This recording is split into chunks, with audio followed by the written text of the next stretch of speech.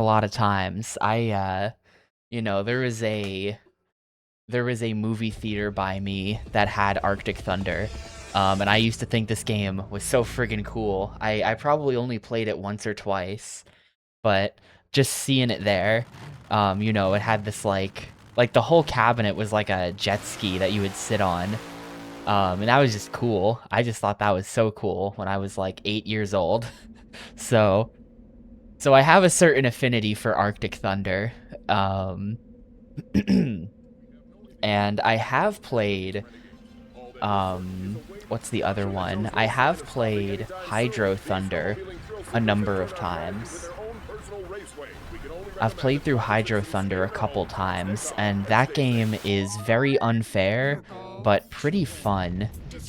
So, you know, if this is sort of the sequel to that, then, you know, looks pretty fun, you know? Just like watching it, just watching the little gameplay in the corner. I'm ready for a day of cursing Midway. It's crazy how many racing games Midway made, if you think about it. Like, how could they have been pumping out yearly Mortal Kombats while also making Dr. Muto, while also making like 8 different racing game series? They were doing Thunder Rush and Cruisin' at the same time. And like that's a lot of arcade racing. Hopefully I've properly deleted my save file here as well. There doesn't seem to be any way in-game to actually delete the save file. I had to FTP in to my Xbox and delete my save. This game has been on my Xbox for a long time. And, well, actually, what's in extras? Well, it's just credits, that's lame. But this game has been on my Xbox for a long time. And the way it works, once we properly get in there... Okay, good, it is deleted. You earn points by doing races, and then you spend the points in the upgrade shop. And you can, like, unlock new tracks through that. So there's, like, a whole... And, like, characters as well, but mainly the tracks are interesting to me. So, like, I'm not sure... You know, this is race. This is earn points. I'm not sure if, like, so is this just finish in first place to earn gold medals for all 12 tracks? So do we have all 12 tracks? Select your player. Because I think the answer is no, we don't. Dirty McCurdy. Win all medals to unlock that guy. But yeah, these people are all locked behind points. They look very British back there. You can't really see that well, but there's like a British character. There's a lot of characters. Damn, look at all these people I'm scrolling past. Okay. Obviously the correct answer is to play as Ponzo here. It looks like they all have different max stats that they can get, but like, honestly, if one of the choices is Monkey, then like, there's only one choice, really. Select your track. But yeah, they're probably... Oh, are they all unlocked? Nope. Yeah, see, there you go. They are not all unlocked. Collect points to unlock after, like, the first 6 or something. We got 1, 2, 3, 4, 5, 6. Yeah, so... 4, 5, 6. Yeah, so half the tracks are locked behind points. It doesn't even necessarily seem like you get points from the medals, because points are over here. Get points to earn points to spend in the shop or whatever. And I don't know what this is. Select your track. But this also just looks like it's doing races. So it looks like you do races that you can't get medals for to unlock the tracks, so that you can then do races that you can get medals for. Like here, before we mess around with the points, Select your player. let's actually just try and get a medal and see if getting a medal gets us anything for points. I think that there's gonna be, but this is what I was concerned about. because we've only really got today to play this, and I think that the points grind is going to be too intense to do in one day. I think I'm actually a bit worried that like I'm backing out one more time. I'm making this take forever, I know, but if we go into the shop, right? How much are they? I think I saw it was like, yeah, it's 30 or it's 75,000 points to unlock a track. And that's one track, Winter Sports Park. So like, I don't know how many points is a lot of points, but I do know that on my save file I deleted, I had 8,000 points. So it could potentially be literally like 100 races to unlock all of the tracks. It might be an intense grind. It might be really, really bad, actually. But let's try let's try winning a race. We'll see if I can even pull that off. We'll start with the first track.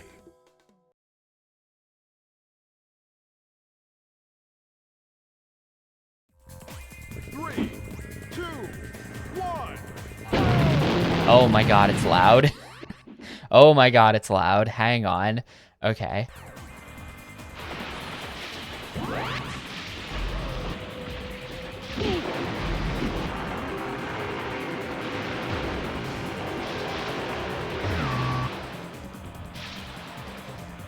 As you can see, this is basically the sickest game ever.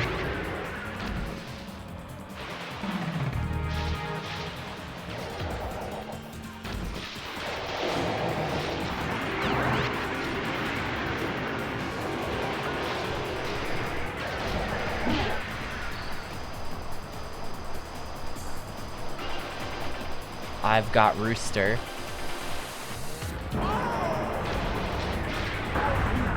Wait, how did that blow me up?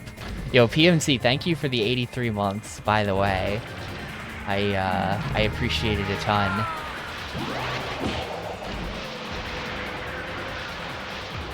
First impression is that this is a lot more chaotic than Hydro Thunder.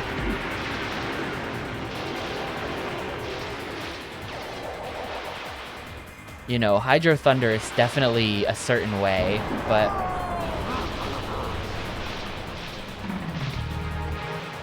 with the power-ups and stuff, this is just kind of insanity.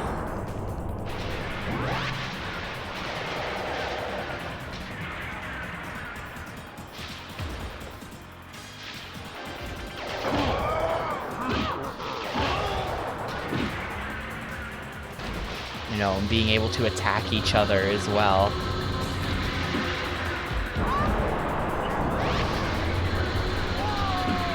Oh shoot, that was the finish. I just came in 5th. That was bad.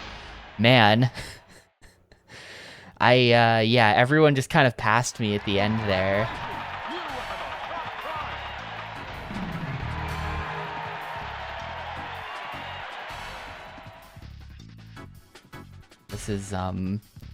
This is a Thunder thing. It's just kind of like, it's, 3, 2, 1. what's the right way to put it? You really have no control over your placement. That's how to put it.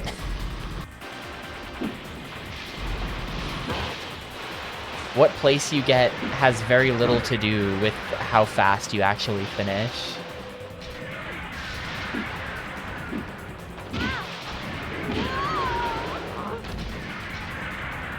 Maybe it'll be more skill-based because of the items, or maybe it'll be less.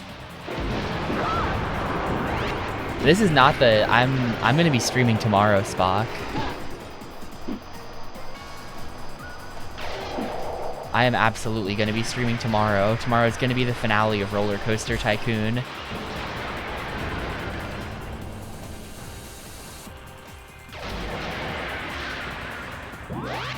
Also, that's also not the final stream, because I'm still gonna stream. I'm not disappearing off the internet forever. I just won't be able to stream as frequently. And, no, I won't be able to finish this game today. This is, Arctic Thunder is not... like Hydro Thunder is an N64 game and a Dreamcast game and stuff like that. Hydro Thunder is very pre-Xbox. But Arctic Thunder is from like 2000 or 2001 or something. You know, Hydro Thunder is, I almost said a relatively modern game. That's not true. Hydro Thunder is definitely not modern. Oh, I win. Nice. I love that little, like, super compressed arcade jingle. Definitely not a modern game, but it is definitely Xbox era. No drones mode code. Looks like I get no points, though.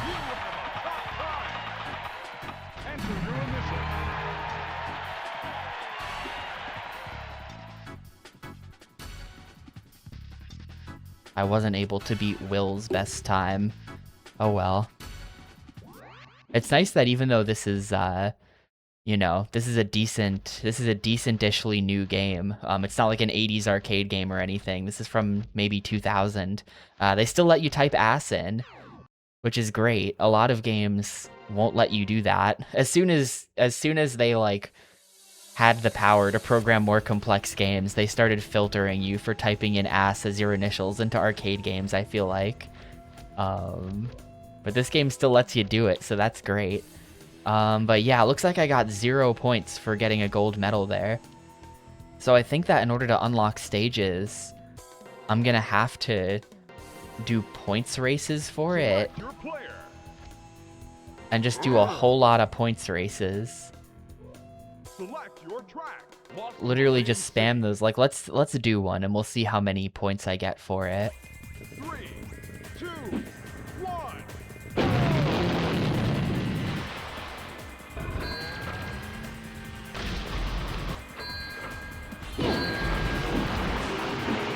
Yeah, 2000 for arcade. I remember seeing this back in the day. I'm gonna say this every 15 minutes for the entire stream, but there is a movie theater by me that had this game. And I used to look at it and just imagine playing it, because it was so cool looking.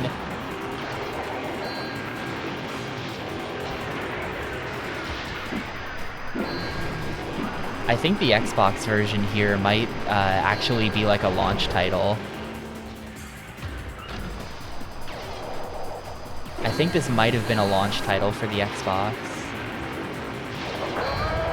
How did that... Okay.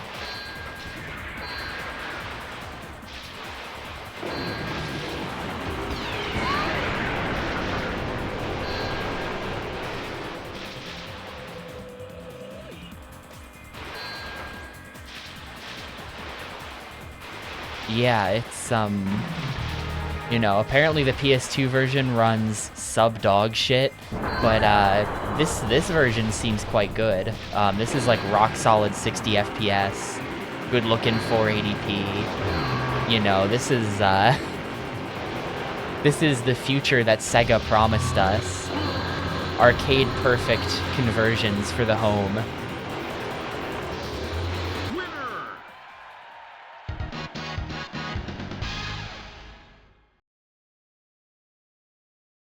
So that's only 6,700 points. I won that race. And I picked up a bunch of crap too and was getting points for that, and it was only 6,700 points. Oh, well, apparently... Okay, hang on. How is the highest score 24,000? Hold up, there's some way to get points that I'm not doing. The high score is 24,000. There's some kind of trick to this. Rack up points for upgrades. I mean, maybe it's like maybe I have to be more violent. Maybe he got 24 by just like beating people up constantly.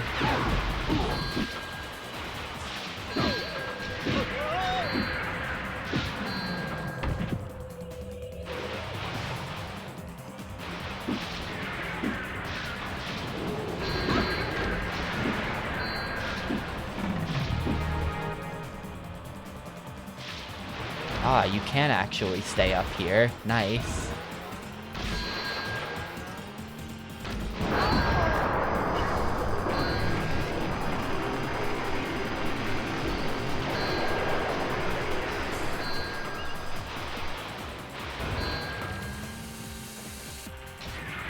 It doesn't seem like you control the tricks. Like, the trick is a power-up.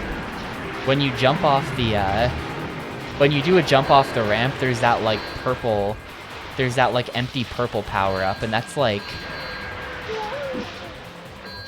That's a trick. Like, you just sort of auto trick. Doesn't seem like something you have much control over. But yeah, I'm already at 56. So this is... Whatever I'm doing, it is getting me more points.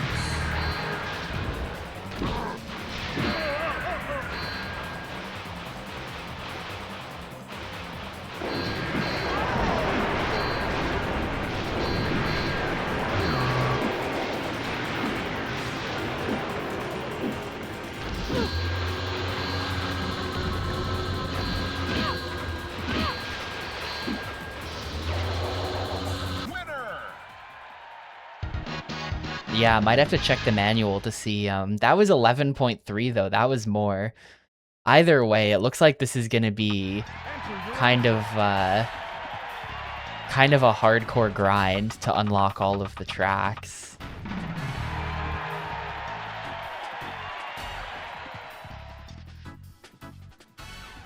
That's still the 8th best score.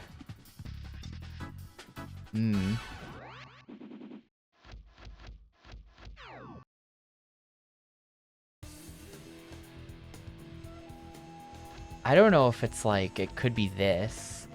Well, I don't, first of all, what I really wonder, do stat boosts that I buy here, you know, if I buy some stat boosts for Ponzo, does that carry into the medal races?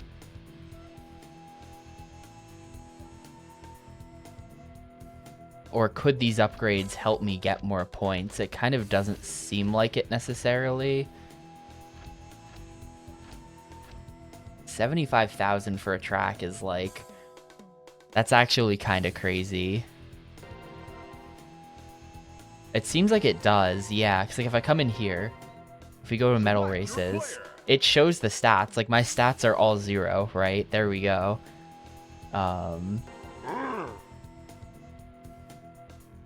Select your track. It's gonna do the next medal. I don't know. We'll definitely get... I think I'm definitely going to get the 6 golds from the default tracks. And then from there, we'll see how much I'm able to unlock today. But I'm going to try to definitely get these.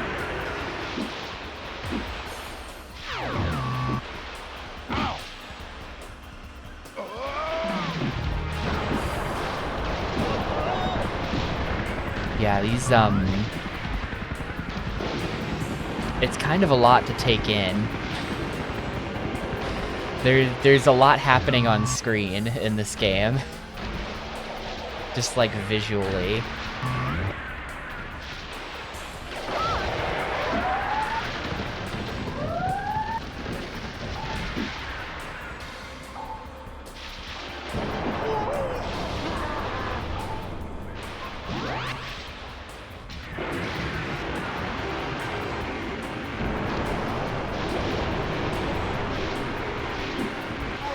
I was trying to get the shield.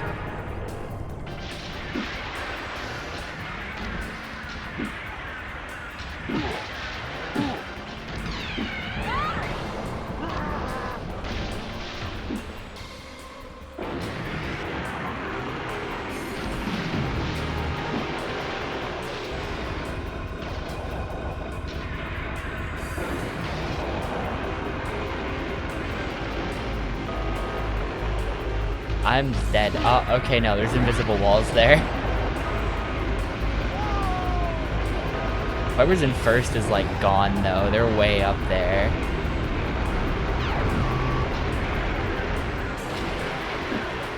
Yeah, damn. Whoever's in first was, like, way up there.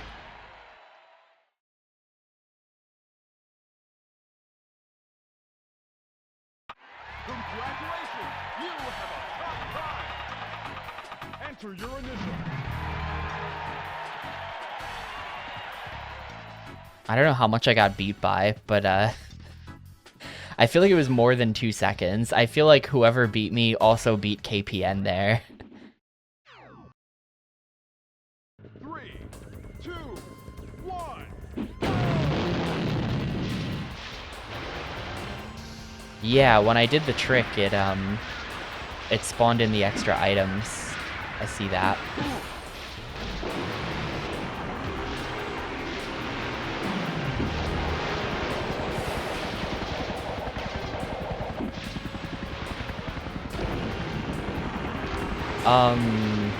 Maybe. I may or may not have bought a physical copy of Aladdin A, the slot machine, for PS2. Here's the thing. It's like I said in the Discord message. It was like $8, and it came with the manual, and I was like, I don't know, man. I really wanted that manual. So I bought it. There are methods now. There are software methods to play region-free PS2 games. It used to be that there was no way with FreeMC Boot to play region-free games, but there's a way now.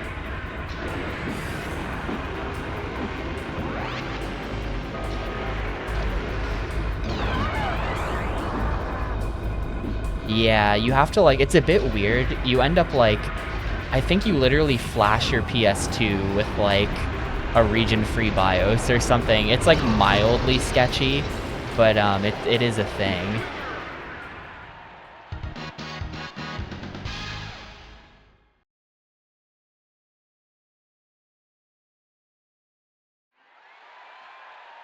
Expert mode, catch-up code off. That sounds horrible. Well, catch-up code off sounds like it might... I don't know if that turns off rubber banding. Like, is that only turning off my own rubber banding, or does it also turn off theirs? Because if it turns theirs off too, expert mode is just good, actually. I'm gonna write this code down. In my opinion, if they're just handing me cheat codes like this, then using them is simply part of the game, and I may use this if that's what it comes down to. Let's see. I'm gonna call that turn off rubber banding ? Yeah, we were in like you know, we were driving through like St. Basil's Cathedral there, whatever, and then suddenly we're in like the green goo factory. It's definitely, yeah, that time. Okay, so this is a fucking Thunder series classic. That time was worse, and I got first, than the time when I got second and it wasn't even close. That was a second worse, and yet I came in first. That is like peak Thunder, where when you finally get the gold medal on these tracks, it's like not even, it's like you don't even feel like you earned it because you've done better before. Because this game is just like 110% rubber band hell.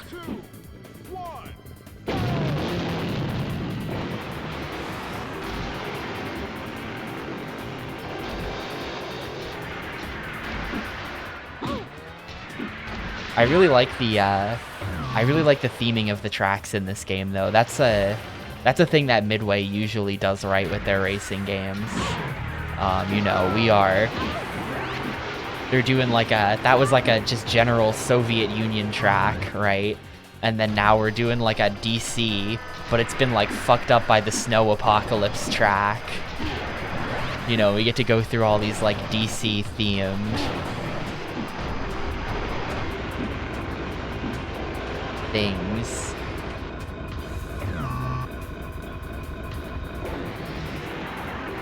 You know, like there's the White House. They never disappoint me as far as like, if you can think of it as like that's representative of Washington DC, then it's in the track. You know, they don't bullshit you with like a generic city that they then pretend is somewhere. They properly do all the landmarks.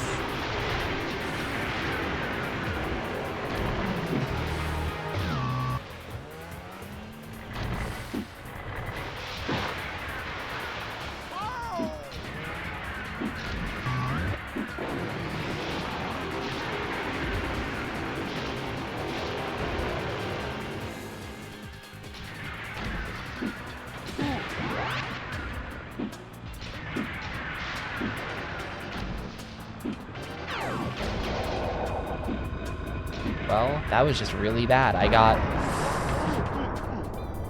5th. Look at us in the Capitol building with these like incredibly low resolution paintings in the background.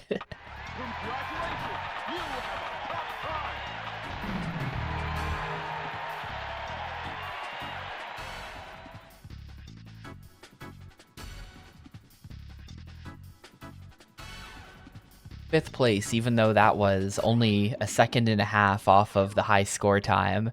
Okay, sure. 2, 1. Just figured out how you're supposed to do the boost mechanic. We're in there.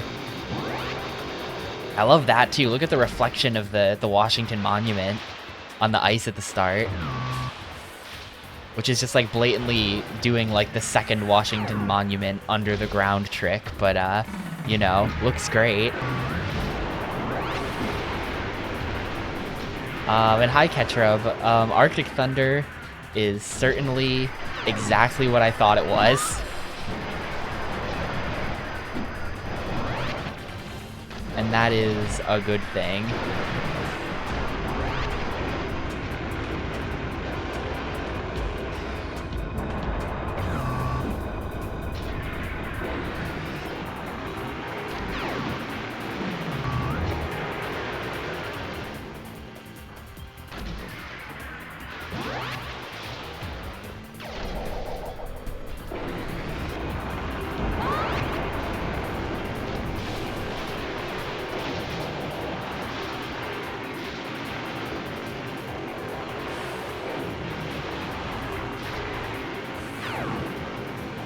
Oh shoot, we want to be on the left there. There's that path to the right. I want to take that path to the right there for sure.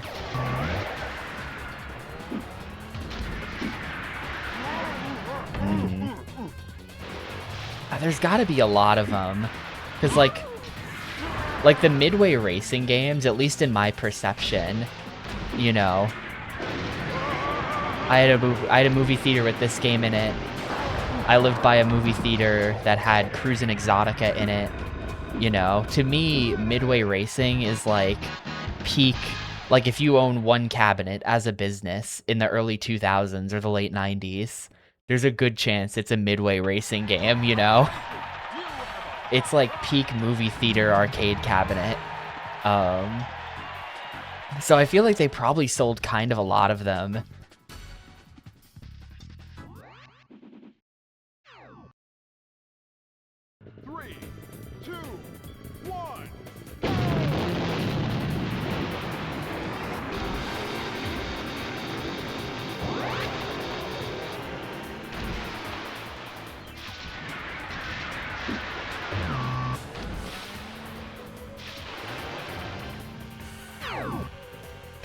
Crazy ass Jefferson Memorial on the left. Just like buried under snow.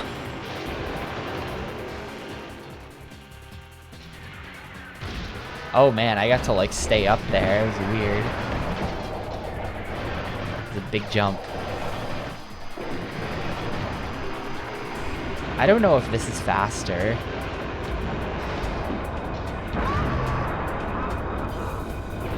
Going through this tunnel. I feel like it probably is.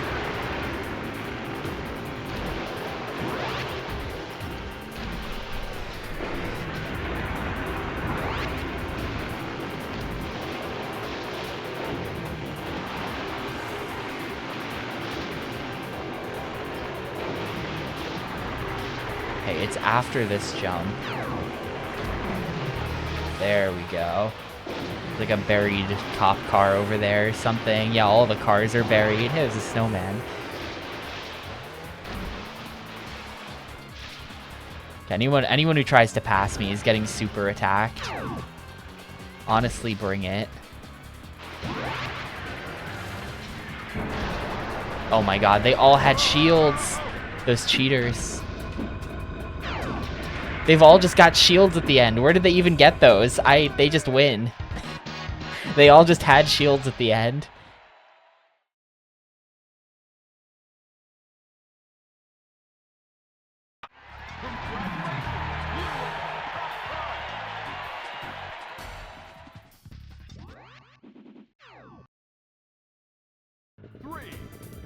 Oop, I pressed A immediately.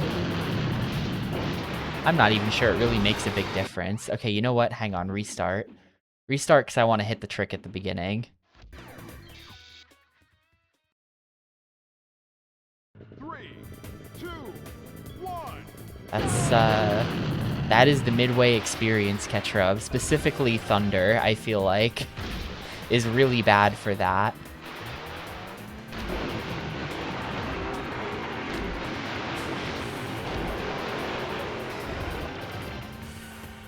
The level of rubber banding is just, like, offensive.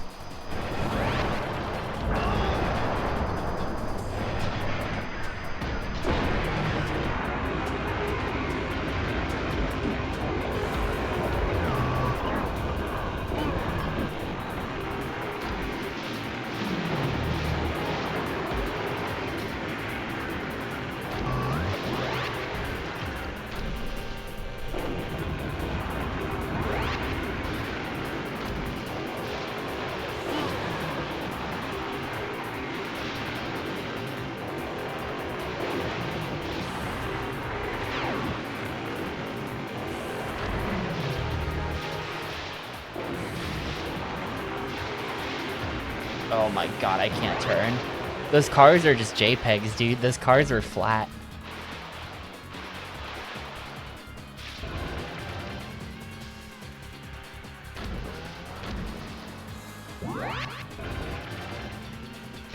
Okay, hold up. We're gonna grab... They've all just got shields, man. Literally, you're winning until the end, and then suddenly you just get passed by 4 people who all have shields in the last 1 second of the race. What is that shit? Literally, what is that?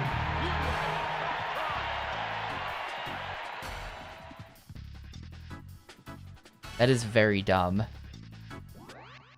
Man, that race that I didn't win before, yeah, I got a 145. Wow, that is like a way better time. And I still didn't win. Yo, what's up, Rio?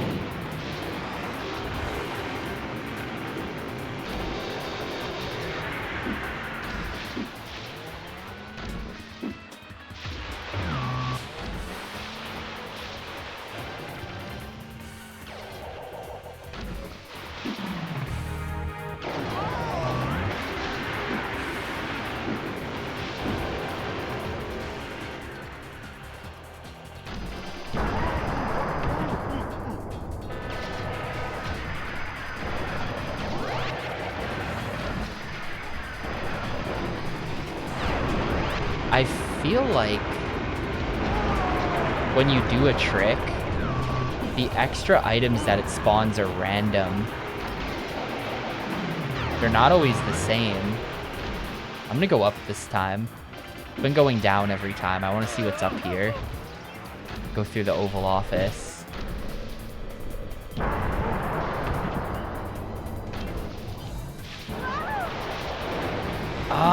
Tuesday nights, I mean, it depends on how desperately I need to be studying at that time. I'm not sure what the answer is. I would like to be there. I'd definitely like to be there.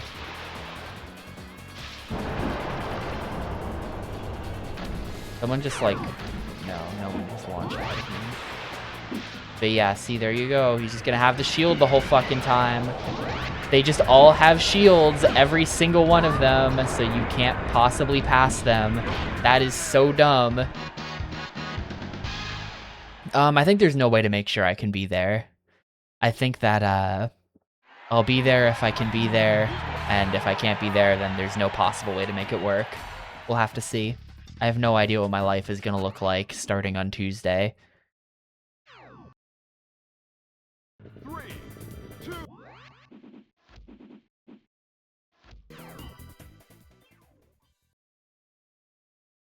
3, 2, 1.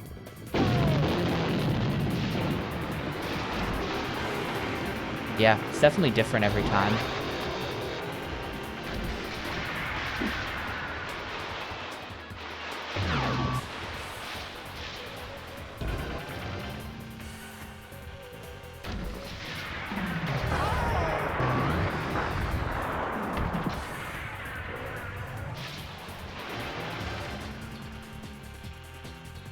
How did I get like a 9 times farther jump there?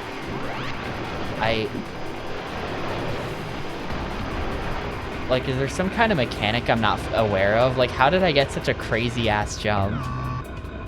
I went so far. I've never gotten that kind of distance on that before. I wonder if there's something I'm doing wrong on the jump at the end of this that's causing me to lose every time.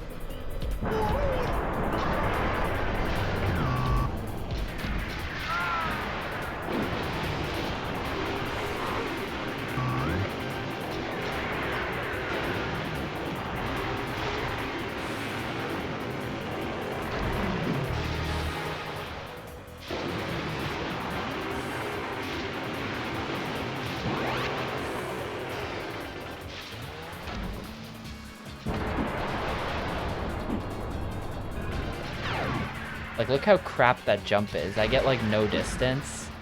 If I could just magically get crazy distance.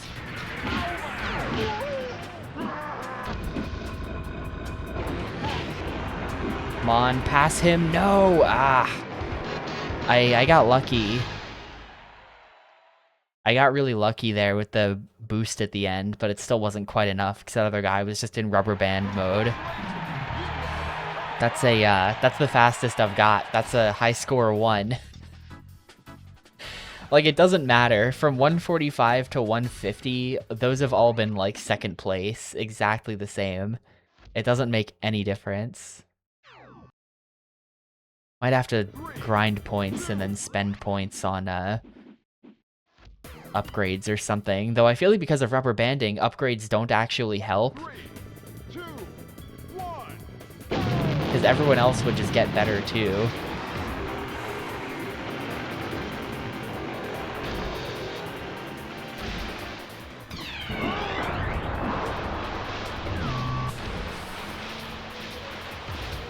Probably want to be getting that, Can I go that way? No, you can't go into the Jefferson Monument Memorial, whatever it is.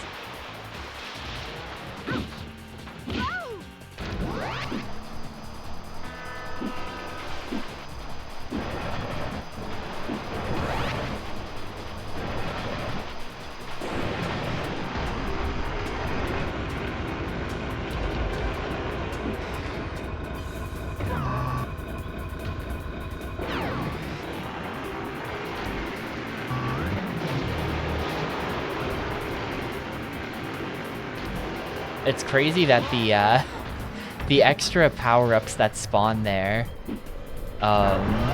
they spawn out of bounds. Half of them just clip straight into the floor.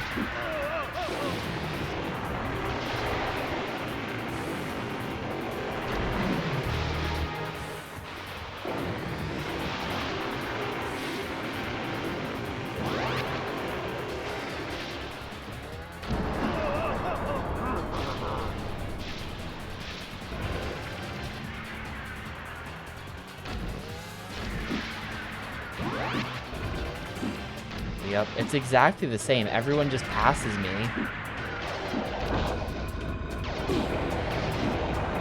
Oh, nope. There was someone who was just crazy. I passed a lot of people at the end there, but there was someone who was just crazy and had finished several seconds ago. Great.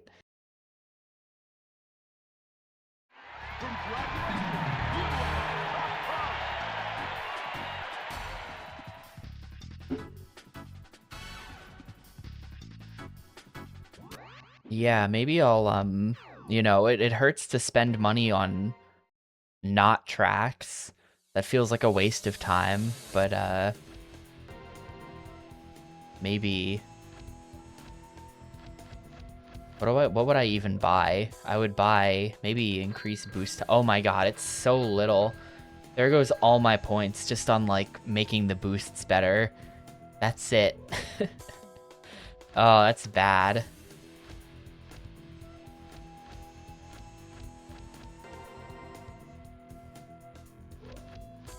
That's just bad. Well, there goes all my points. Select your player.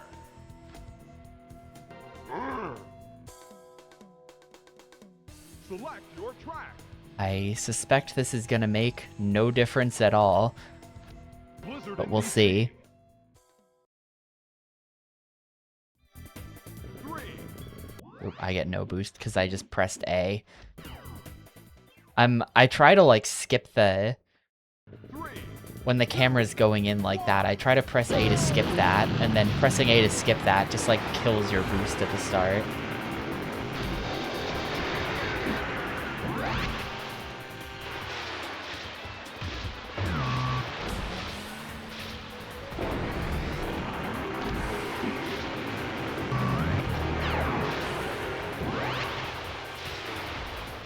Wow, boost does last way longer now. I will say that boost did seem to last way longer.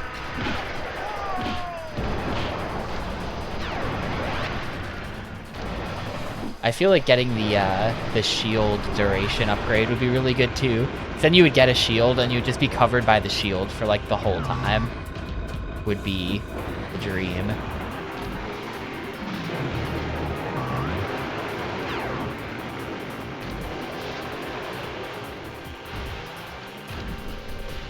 Oh, there's even like there's a shortcut in the shortcut if you go right there.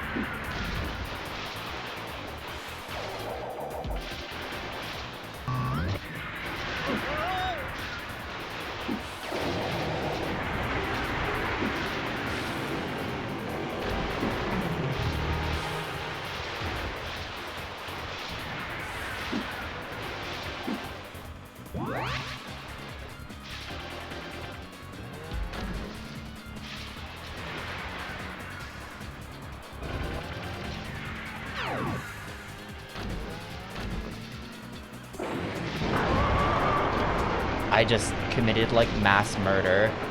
This better get me the win. Yeah, we have it easy now. Alright. Just wait for nobody. See, like that was worse. That was 2 seconds worse. But at the end there, that one like super attack thing that I did, just I think I took out like 5 guys with it actually. Nobody had a shield for some reason.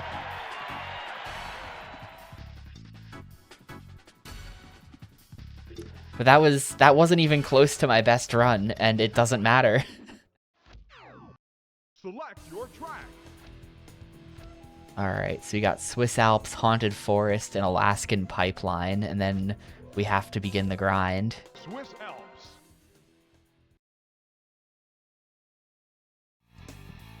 3, 2, 1.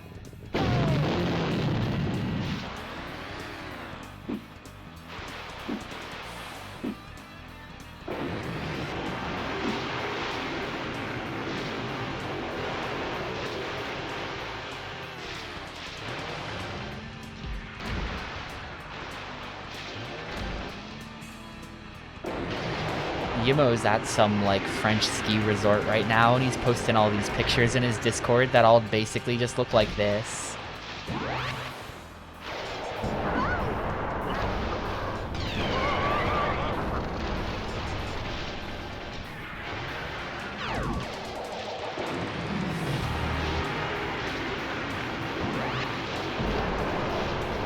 Okay, yeah, definitely a shortcut behind that ice on the right.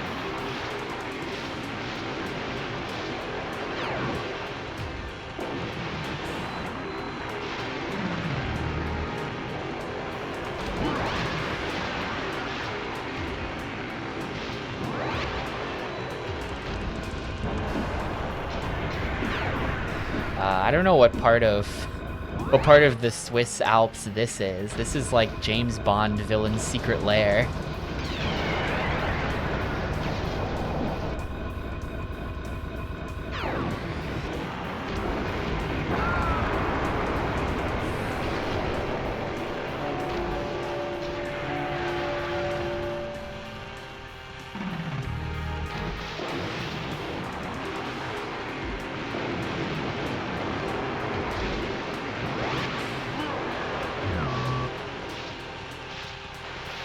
Is this first try? Oh, hell yeah. There was someone like right on me at the end there too. Nice.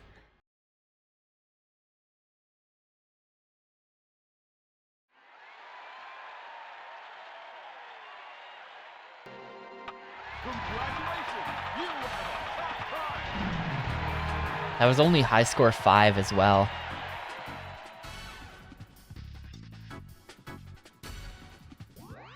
Yeah, one of the items is grappling hook. It just pulls people back and pulls you forward. I think it's just like one of those types of things. It's like the grappling hook in like, if you've ever played Lego Racers, the N64 kart racing game, that's got that item too. 3, 2, 1.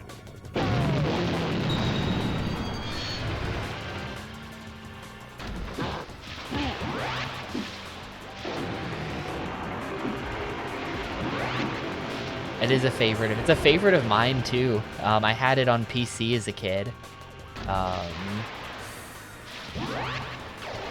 It's kind of good. It's kind of good actually. Like better than it should be, probably. Not that good, but like better than it should be.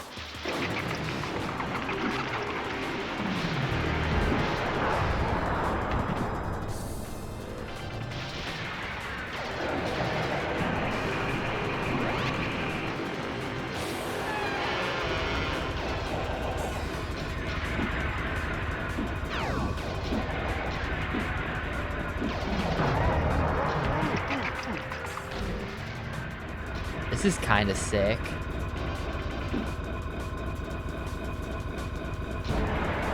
You can barely hear the music because this is an arcade game, so they've mixed it so that the sound effects are ridiculously loud and you can't hear anything else.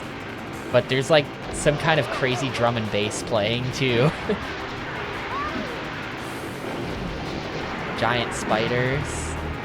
Very nice. This game's got to have one of those modern arachnophobia modes where it just replaces the giant spiders with big boxes that say spider.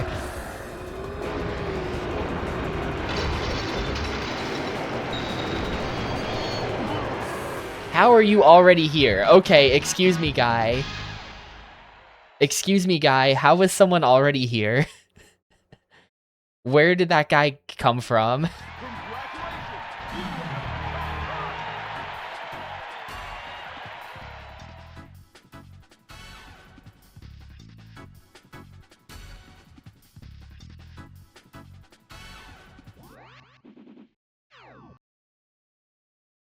Three, two, one.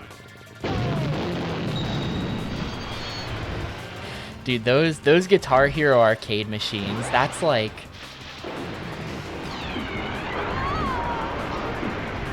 That's also an arcade cabinet that you'll see literally everywhere. There's totally, you can go into that hut on the right. It has to be possible. I do love Guitar Hero, and Guitar Hero Arcade makes sense as like a thing to exist. But to be honest with you, it's just an arcade conversion of Guitar Hero 3. And like I own Guitar Hero 3. So I've always sort of taken offense to the idea of paying $1 to play one song when at home you can just play unlimited songs for free. It's just kind of like, because it's never cheap. Guitar Hero arcade machines are always set to be like the max they could possibly charge for a credit. There's a dude getting like zapped up there.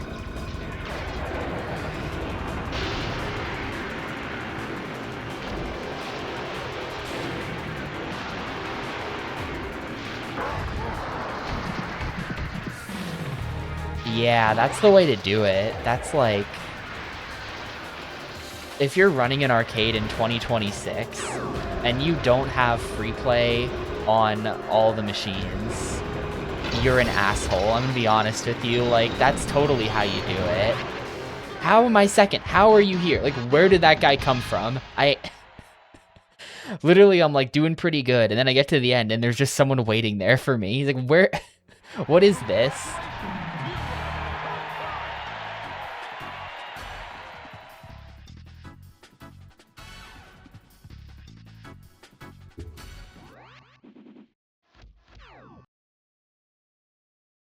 But yeah, like I was thinking about that when I was, you know, when I was working on Metal Slug 3 for Xbox thing. It's like I am enjoying this because I have MAME. And I can save state practice the individual rooms until I get good at them. And to me, that's fun. I cannot imagine it being the year 2000 and you're at an arcade that's charging you like 50 cents per credit of Metal Slug 3 and you're trying to get good enough to 1cc the game, but like just think of how many quarters you have to put into the machine before you got good enough to 1cc. Like it's just not even, it's just like not even, like, oh man, it'd be so expensive.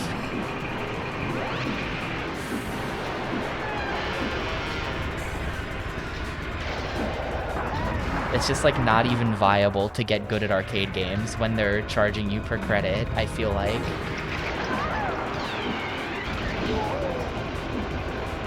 You gotta somehow have access to a free play machine.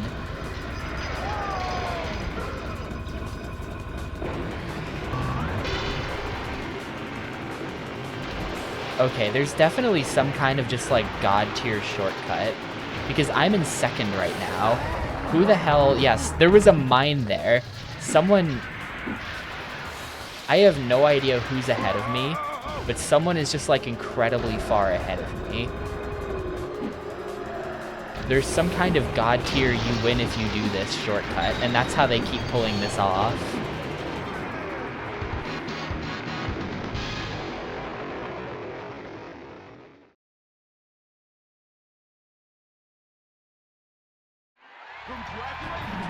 The ones I've seen are, there was one in New Jersey somewhere that I went to once, and I don't know, like, where I was. And I never went back, but they were pay by the hour. And it's, you know, there's no, like, security guard there who kicks you out after an hour. I bet you could have stayed late if you wanted to, but, you know. It's like pay by the hour or like a day pass, presumably, was an option.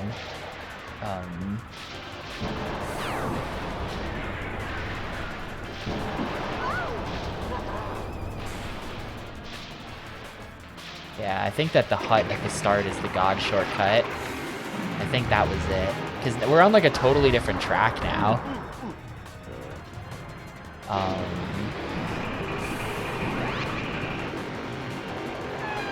Outrun 2 is pretty cool. I love Outrun 2. There was an arcade at the last time I was at the beach.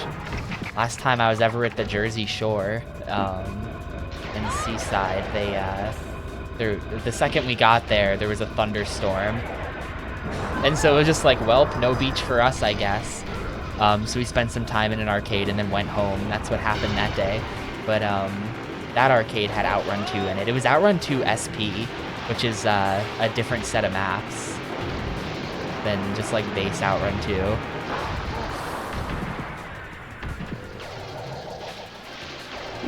Yeah, 16 pounds for 12 hours sounds pretty good.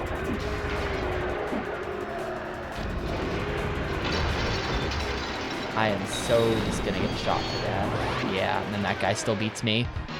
That guy still beats me, but I did PB by like 3 seconds. So yeah, that starting thing saves you multiple seconds. Densha to go. Wrong transportation type. It'd have to be, No, nobody ever made an arcade game about air traffic control. It's too boring.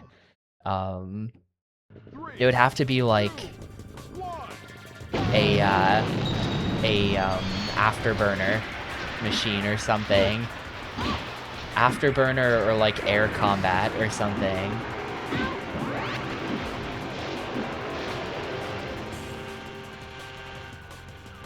Can't even think of any other like plane-based arcade games than those.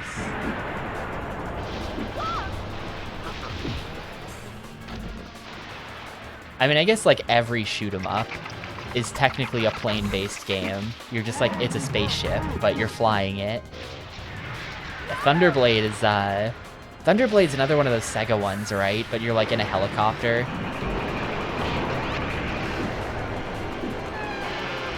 Another one of those outrunny, like, super scalar games or whatever they called them.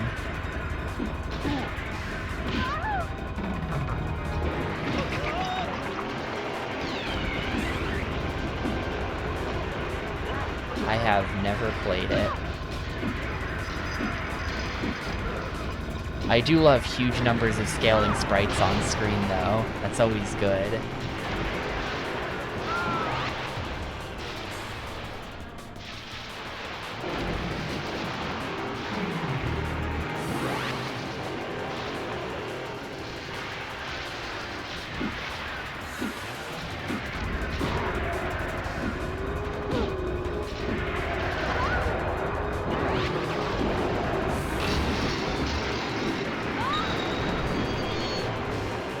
How?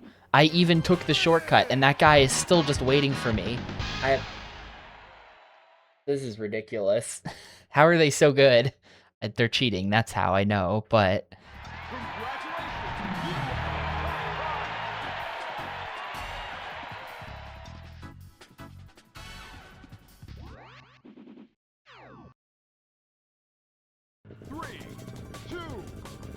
This is my punishment for first trying the Swiss Alps.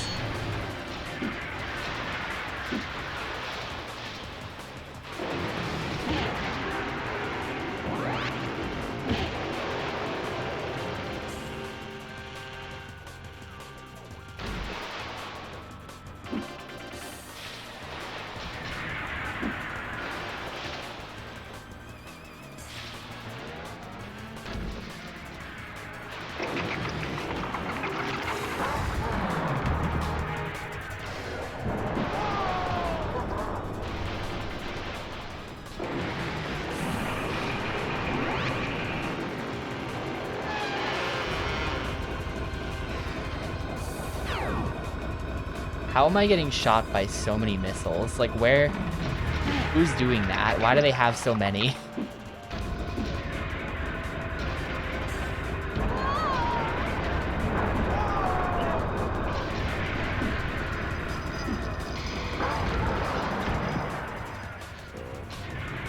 Oh good, it advanced me past the boost. Not what I wanted. There's a... You can go under this, it looks like, if you drop down to the left there.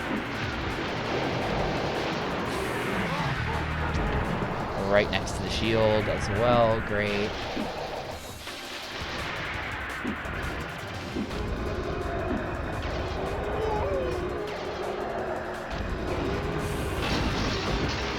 Yeah, I'm gonna end this in second with some guy just already waiting for me at the finish line every time. How? That is so dumb.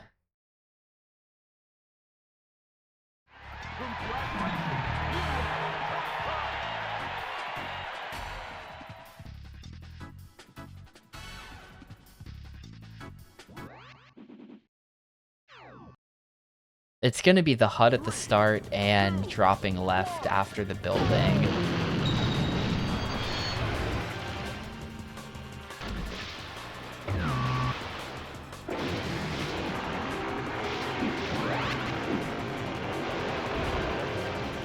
I might get some points. I might go grind points so that I can upgrade the shield duration.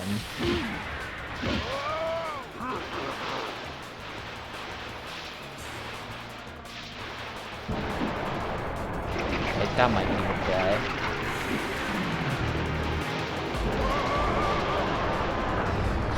Right as I'm grabbing the health, dude.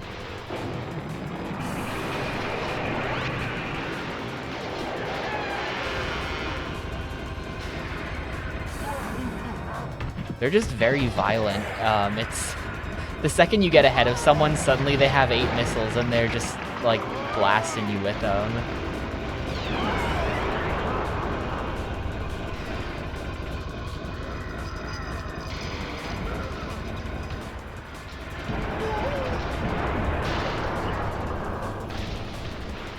There's like a railing there. You have to land in that. Missiles aren't homing or anything either, by the way. There are homing missiles, but they're mostly non-homing ones. But yeah, I'm just parked in second now. Wherever first is, they are long gone. Somehow first just completely gets away from you.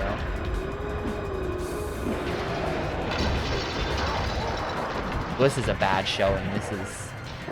That was just kind of unfortunate. Even with the shortcut, that was 141. They were just killing me nonstop that whole time. I gotta stop finishing these races that I'm not winning. I have to sit through all these menus.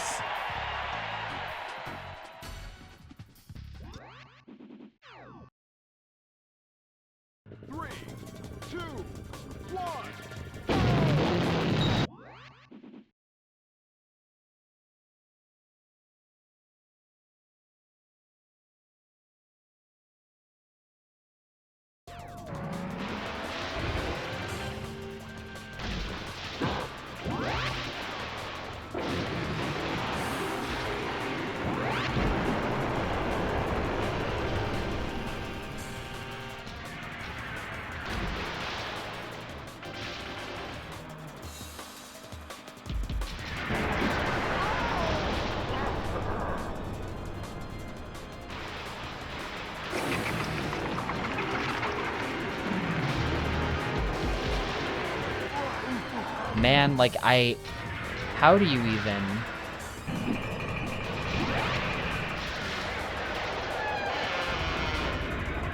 They are such insane snipers with the missiles. Like, how? They've fired 6 of them. That was 6. That was 7. How do they even have that many? How are they still shooting?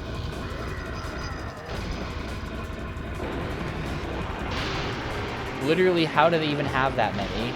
And I just jumped over the shortcut. I'm still in third.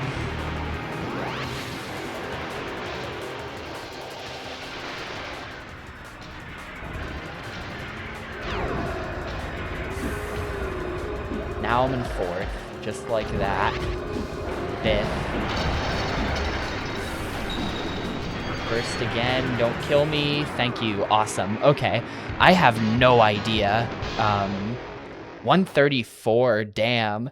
That's crazy. I don't know what happened that round. But we take those.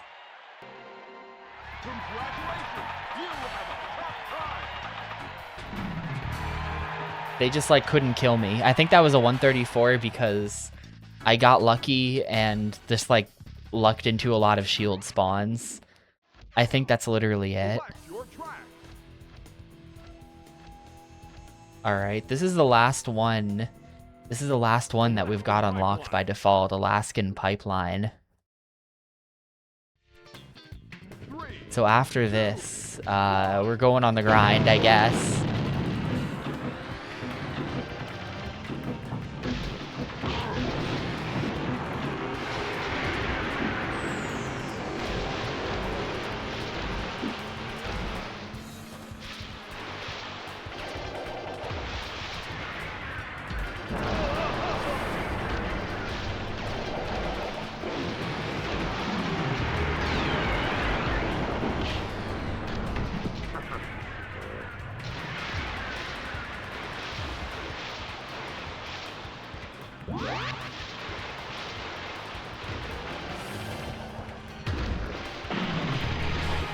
Missed the boost there.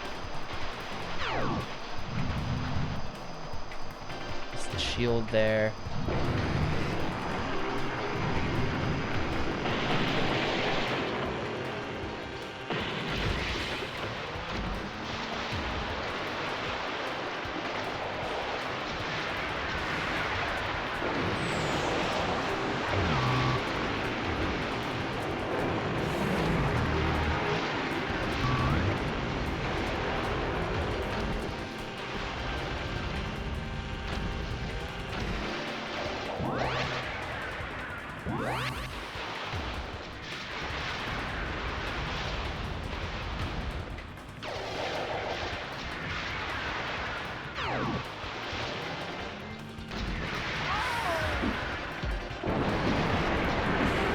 Please, no! Ah, that was almost first try. It was almost first try. Couldn't quite boost in front of that dude in time. Did get high score 1, though, on the first attempt. Kind of neat. They just like, people just weren't really shooting me. That's why. A lot of it comes down to just how many times you get blown up, I think. I think that's like entirely it, actually. Landing on top of the pipeline at the start seemed like it was kind of the play, because there was like nobody else up there.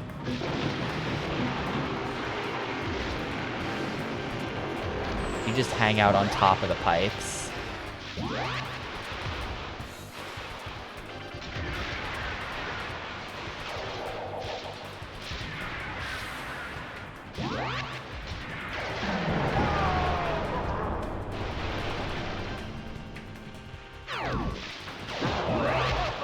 The double shield pickup, nice.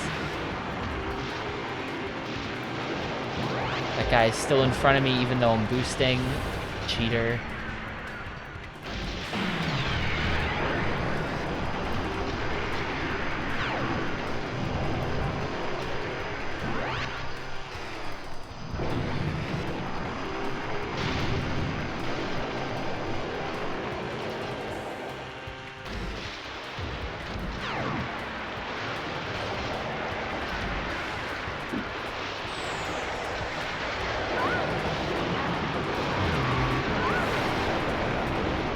How am I in 5th? What?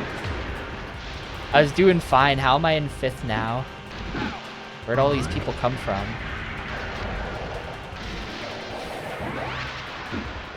Just trying to get the double shield pickup again.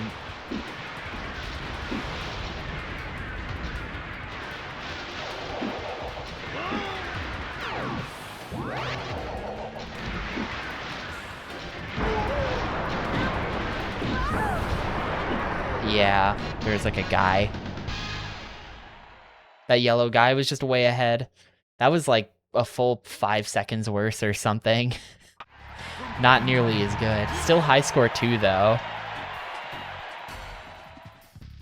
That first time might be hard to ever beat. If high score 2 is a 143 and that was a 138, that seems like that's incredibly good.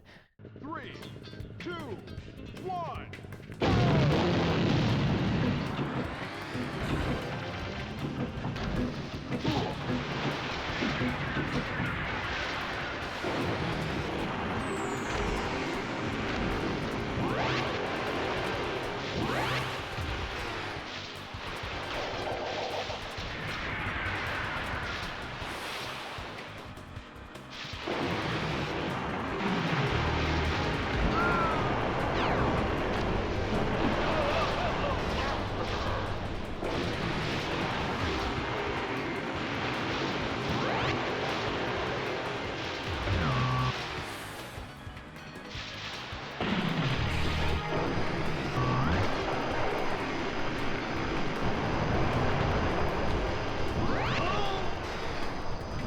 How is that guy still in front of me? I'm boosting so much and he's just still in front of me.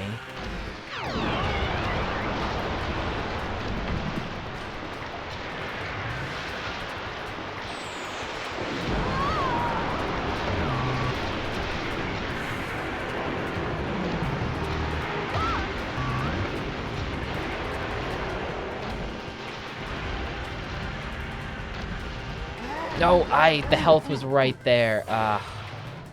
And then that put me past the shield, so I'm just gonna get shot again.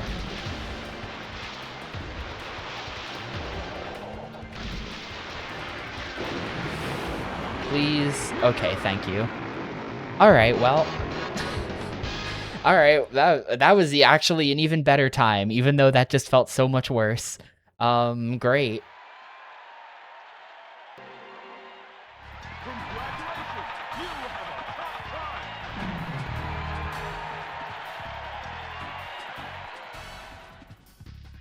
Well, there's that. That's the 6 like default tracks. I don't know how many tracks are in. If we go, there's a mode on the main menu for arcade that just says Coin Op Arcade game features only. I don't know what that means, but will it mean that everything is unlocked? Like, yeah, it's giving us the stats where it doesn't.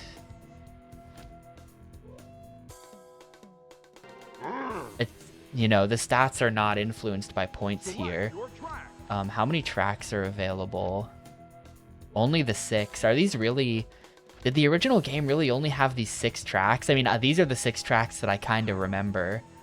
Select your player. I guess that's everything from the arcade version then, and then maybe the extra 6 tracks that we're gonna buy with points are, like, unique to the home console ports. Like, maybe they made 6 more tracks.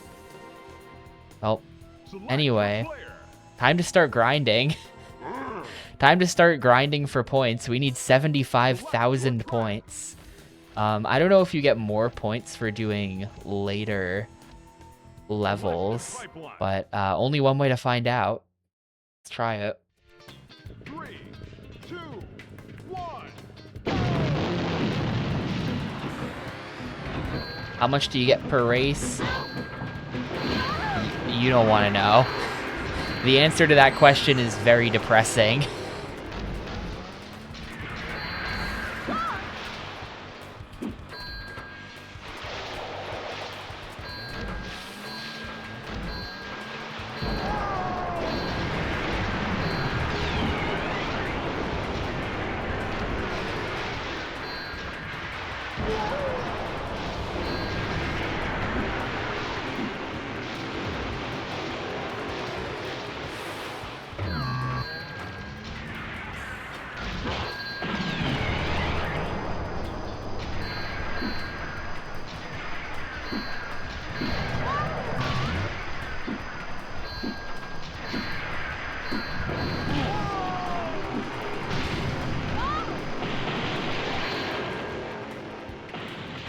I think we're not gonna ever find out what the secret character is because there's no way in hell I get enough points today to actually unlock all 12 stages.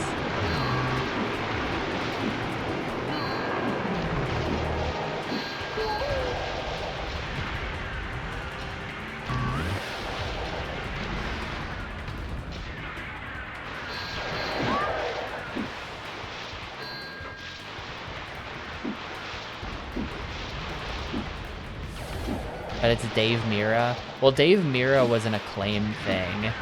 That Dave Mirra Freestyle BMX was an Acclaim game, not Midway. So he wouldn't be here.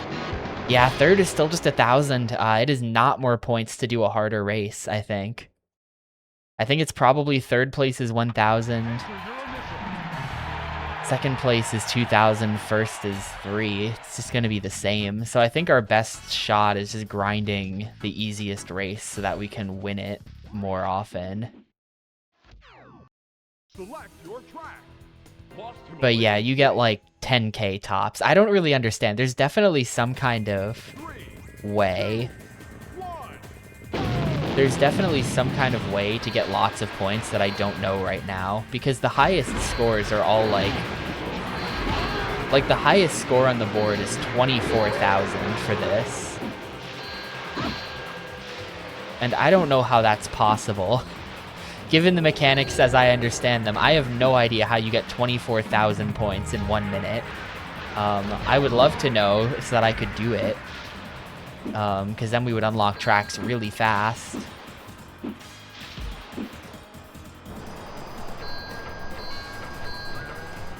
I think it comes down to like a violence thing, where it's like all about shooting lots of people.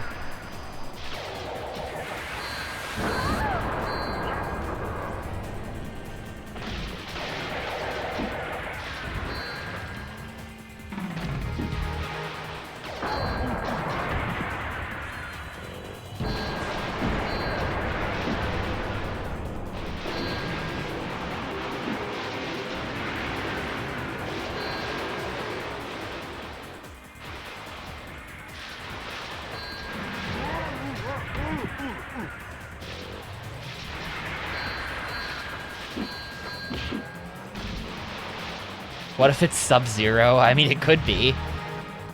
Sub-Zero would be interesting, but that's Midway. That is Midway.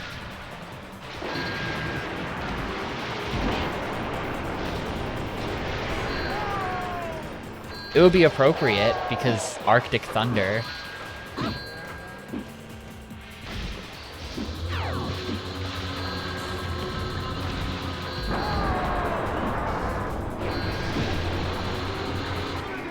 Man, that was third. There was already a bunch of people in front of us. It's probably just gonna be like some guy. I think it would be great if it was actually Ed Boon. Like they scanned his face in. He looks like a guy from GoldenEye, you know? Not that he's got anything to do with the Midway Racing games, but I'd like to see him here. 3, 2, 1.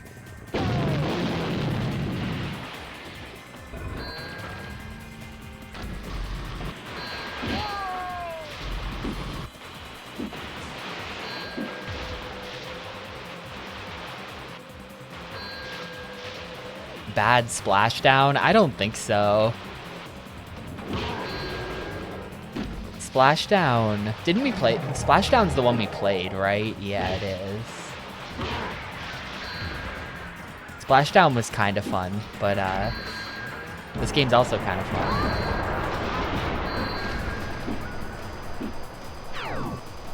I've like never been down there. Literally never went down that way.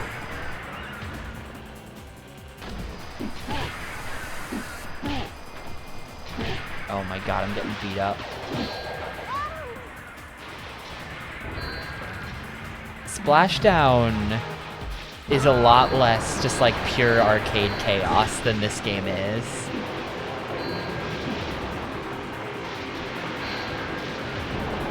The racing in this game is like not that serious.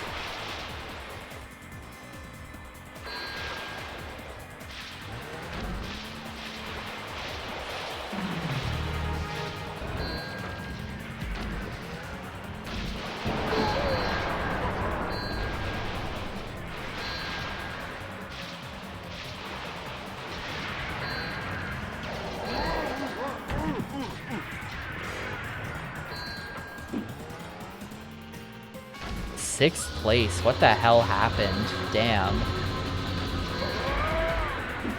I was like in first, I think. And now I'm getting fifth. God, that's awful. 6,900 points. Nice. Not even top 10 though. There's something I don't understand about generating points in this game, clearly. How is the top score 24,000 when I'm struggling to crack 7K? Doesn't make sense. 3, Literally just does not make sense.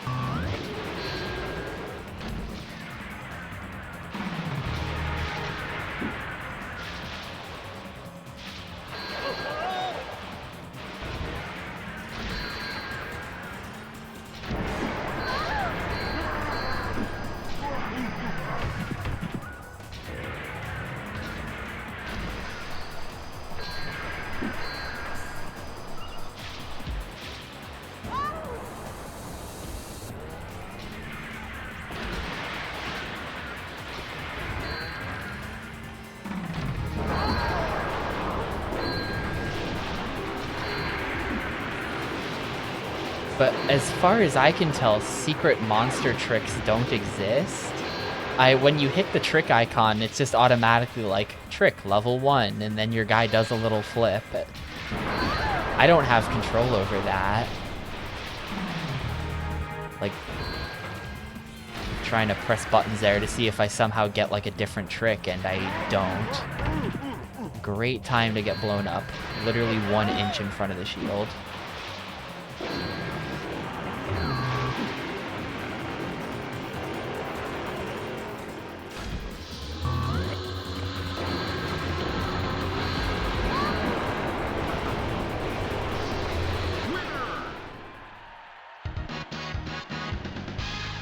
Yeah, like that's about as good as I can do, and that's like 1/3 the number of points you need. It's just wrong.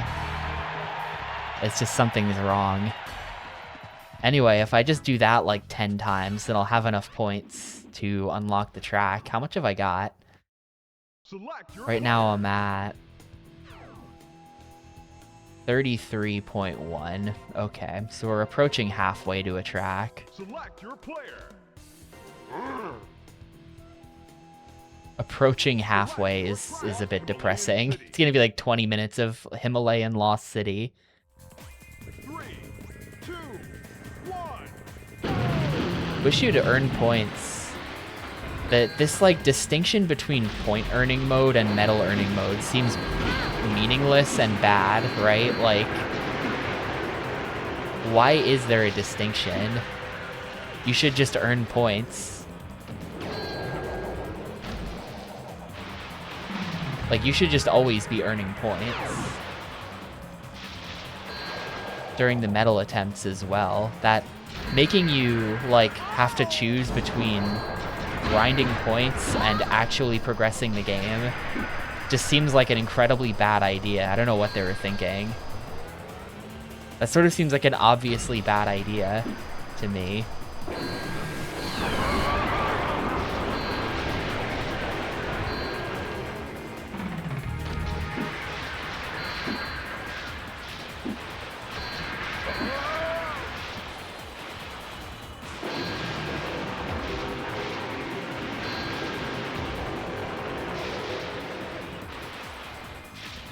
Yeah, it really does. That's probably it.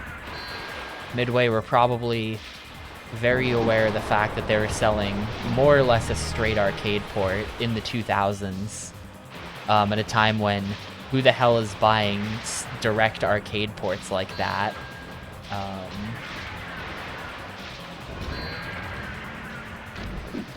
They were probably aware they had to do something, and that's what they decided to do.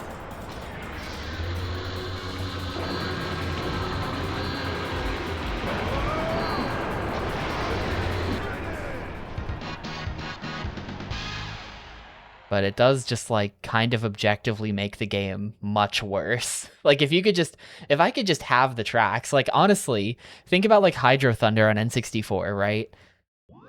You unlock the next tracks by beating the current tracks. Like, 12 tracks is plenty for something like this. I don't know. I don't see what the problem would be with just being like, okay, beat the main 6, and then you unlock 7, and then beat 7 and you unlock 8, and so on until you get through 12. I mean, I guess if they did that, the whole game might be over in 2 hours. It's just, I don't know, it all comes back to the playtime thing. I really think that trying to hit a certain amount of playtime just, like, actually probably ruins the game a bit. And they shouldn't have done that. Here's how you get points. It's 500 if you knock someone off the board with melee. What do you call these things? The jet ski. Not the jet ski. The snowmobile.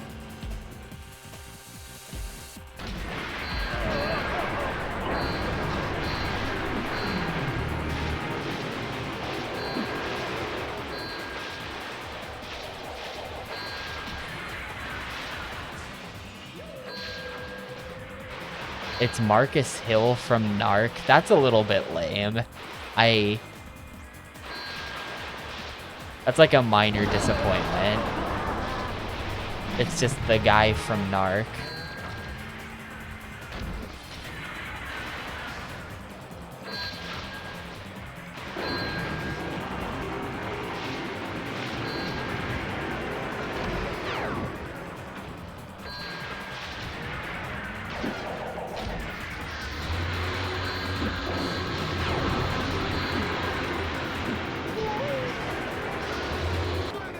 I'm just incapable of winning anything, man.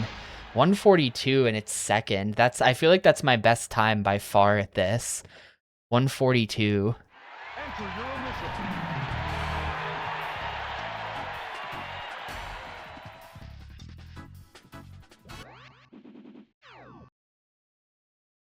3, 2, 1. Should be like 2 or 3 more races. I think probably 3 more races and then we'll have 75k.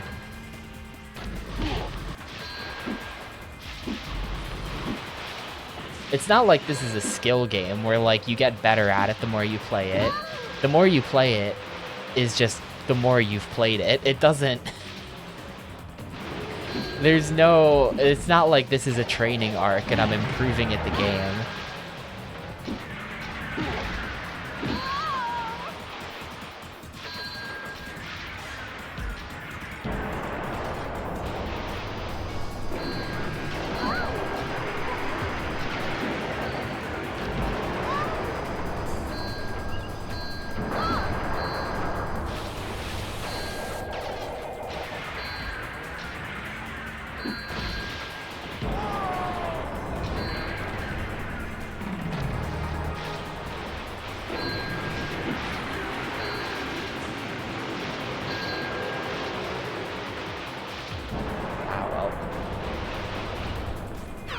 Man, you're on like ice here or something. That turn is kind of impossible.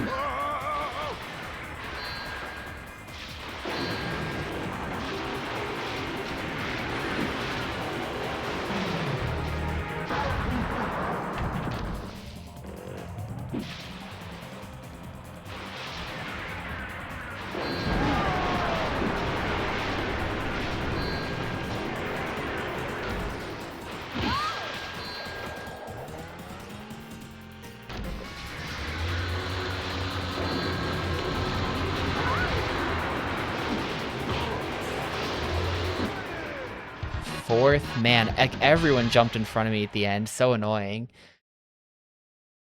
So many people just jump in front of you at the end. How many points did I even get there? Not that many, I think. Nah, they won't tell me. 3, 2, 1. There was some other game I played recently that had him. I think a Driver 3 had him in it. 2000s was like the Michael Madsen acts in bad video games for a paycheck arc.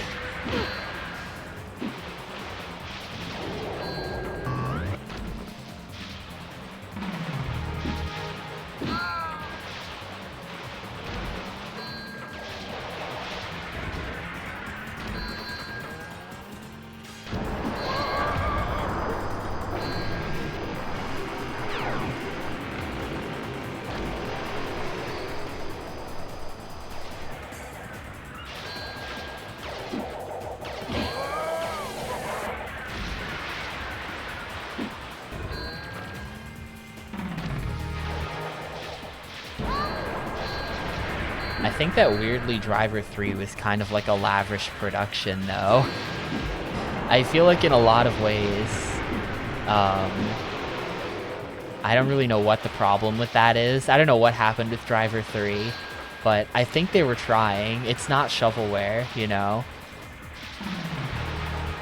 I think they really were trying. I think it's probably just like, you know, up against a deadline and they weren't quite ready, so the game is lacking a lot of polish. But to be honest, even if it were like the most polished version of itself, it still wouldn't be that good. The missions were still kind of boring. There we go, a win. The missions were still kind of boring. Okay, one more, and then I think we're good for sure.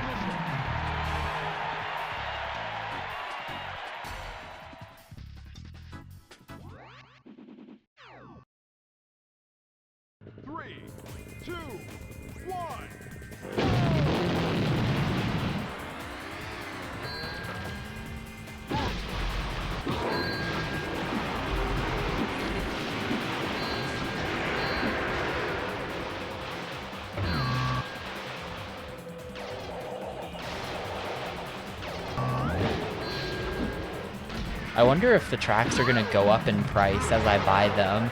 Like maybe the first track is 75k, but then after that it's gonna go up to like 100 and then 125 and then 150. I bet it's gonna do that. That wouldn't even surprise me at all.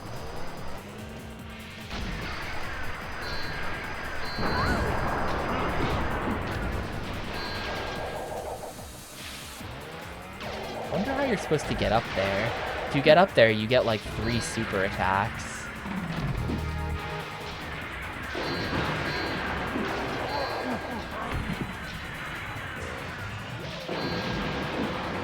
Got a discount because they misapplied the price tag for driver 1 instead.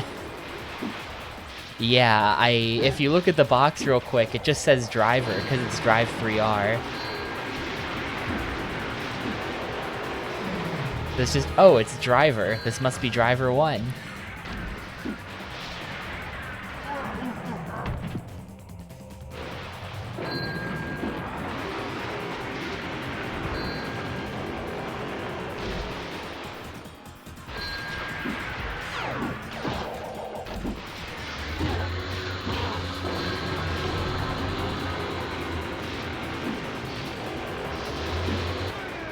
Oof, 4th. Only 6K. This might be enough then. I don't even know now. That's a little sketch. Let's see. Upgrade shop. We at 75. 71.6. Damn it. Well, one more. One more definitely will do it. Select your player. It's been like... Select your track. I think it's been like almost 20 minutes of grind to get the 75k points. I think it's been like 20 minutes. It's kind of bad. I mean, that does mean that if it were 20 minutes for every track, like if it's a consistent price, then it would be 20 minutes for 6 tracks. So 100, so it would be 2 hours of grinding, which I would totally just do.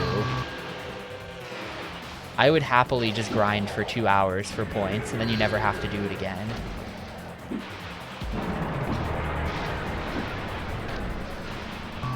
That's like, you know, this isn't the Simpsons Road Rage, where it's 9 hours of grind. It's only 2. I can handle that.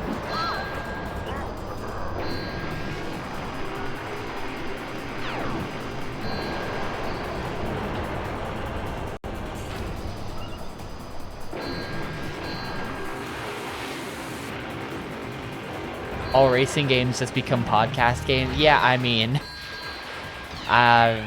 they're making me grind. What are we supposed to do?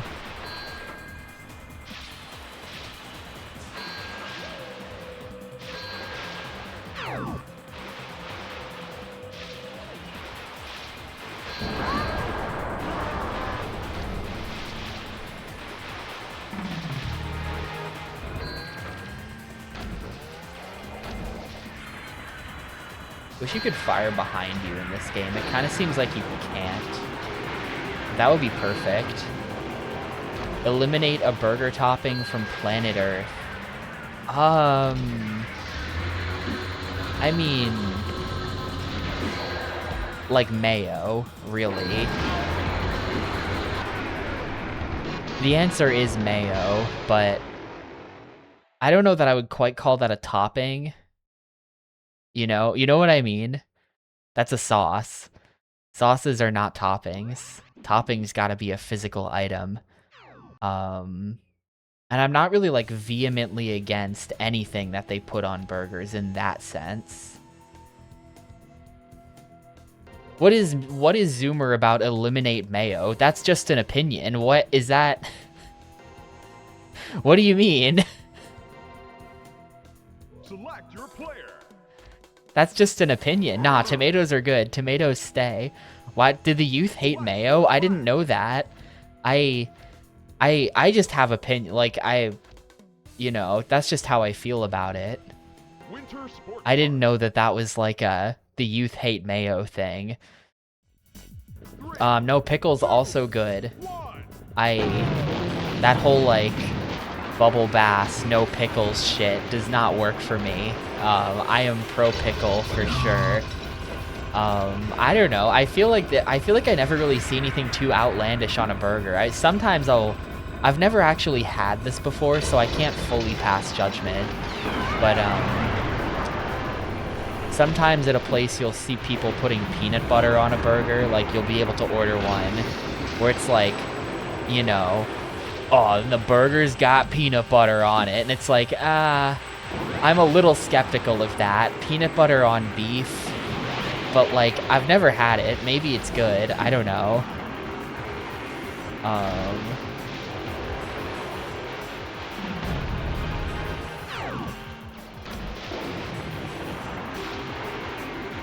But yeah, I feel like normally you just see really normal things on burgers, you know? I love when they put an onion ring on there. That's the good shit. But I also just sort of like it. I like onion rings. What can I say? They're good. You know, putting an egg on there is a solid one. You can do that. Really never see anything too outlandish. And when I do, it's usually in the sauce category.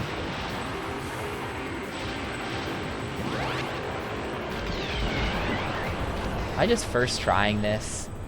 Yep. All right, back to the grind. That was fun. That was fun, everybody. Wait, why is that the flag of... Isn't that the flag of, like, Estonia? Hang on. Blue, black... Yeah, what... what was going on there? Where was the... For some reason, you get to the end of this, and they're flying the flags of the United States, Canada, and Estonia. Of all countries. Nothing against the Estonians. It's just like... Huh. What are you doing here? Enter your initials. Oof, R... Not R.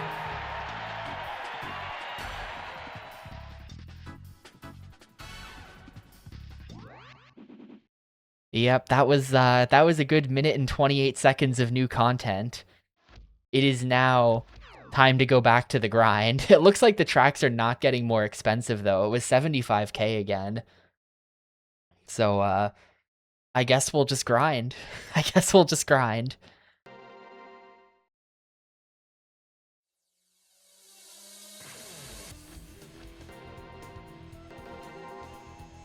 Select your player.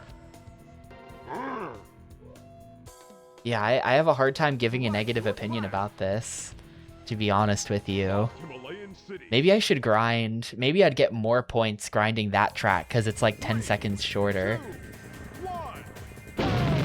That track does seem like it's a bit on the short side. I feel like it was definitely less detailed as well. That was the first unlockable track, and I think the unlockable tracks were not in the arcade version.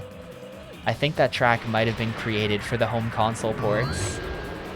And maybe it's just like placebo, but I feel like you could kind of tell. Did like the Zambonis though.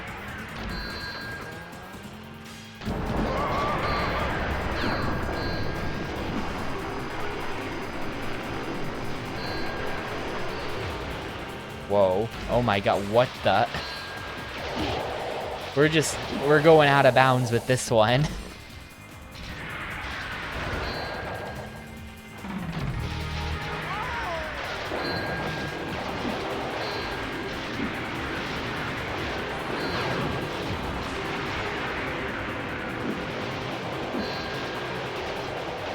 I will say too many toppings broadly is bad.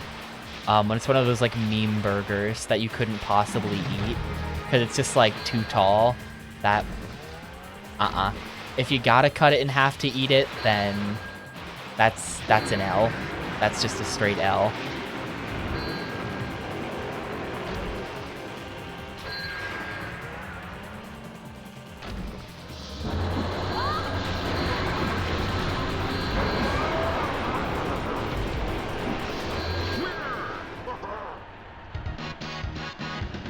How is that all? I guess I wasn't aggressive enough. That was only 7,600.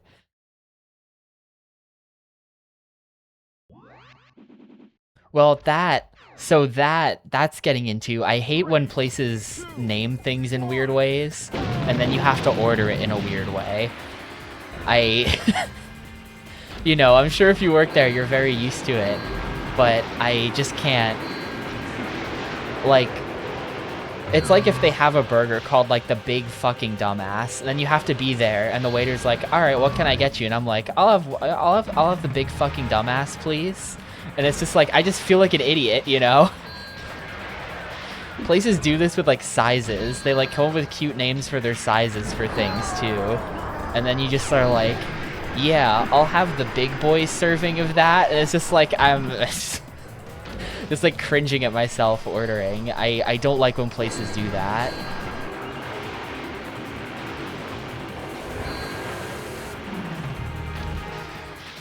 You gotta name your food in a way that's not embarrassing to order.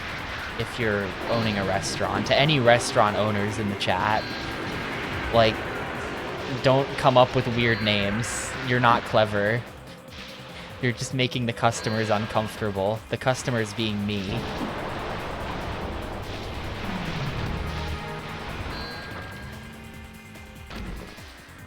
The sizes are cat, yeah, like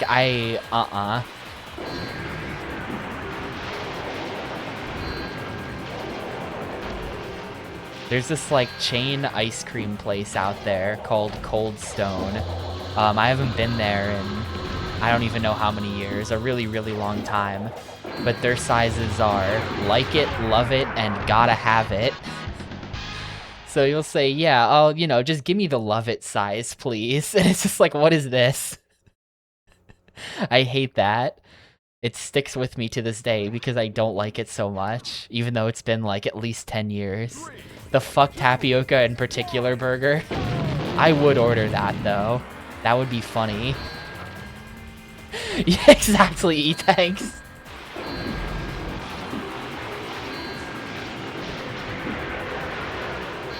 Yeah, I mean, lots of bars are like that. I will say, giant asterisk on this, I'm not really like a bar patron. I know that lots of places will have specialty drinks that have cute names that they came up with. And in that context, things might be slightly different. I'm talking strictly like sizes. Mainly this is a sizing issue, I feel like, for me. I don't know what the difference is, but mainly this is a weird size issue for me.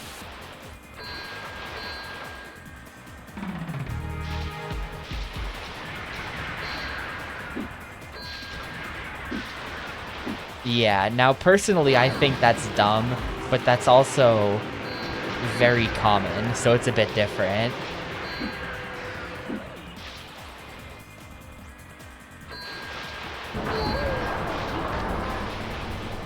The 500 points for running over the snowmen? I've noticed the snowmen, I've just sort of been ignoring them, but like... Maybe I shouldn't be ignoring them.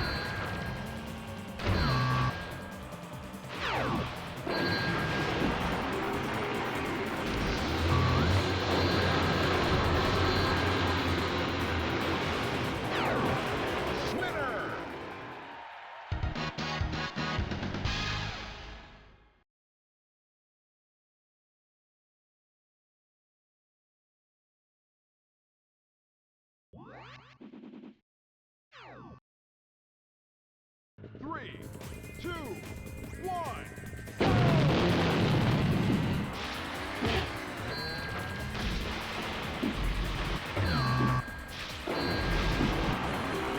Hear me out. Just got the worst idea ever. The sizes, instead of small, medium, large, it's like, comment, subscribe.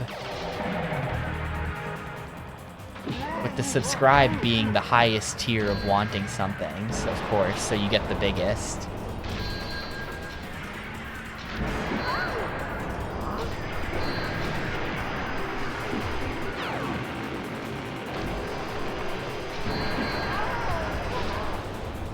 There's somehow to like you can get up there on the right.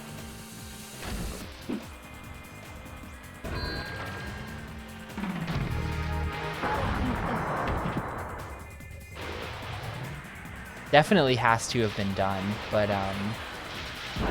I'm saying when we all go in to open a restaurant together, which I'm looking for investors, if anyone in the chat is interested. I'm looking for investors in my diner concept. Basically, it's a diner, that's my concept, but maybe we'll call our sizes that for like the milkshakes or something.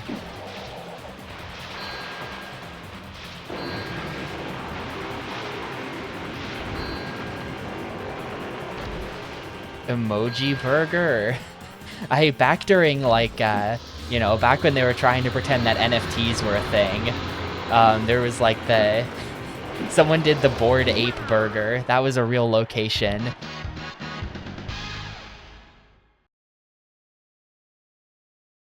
I think you could pay in Bitcoin for your burger there, which would be a horrible idea. 3, 2, And I assume they're no longer in business. Just an assumption there. But it definitely existed.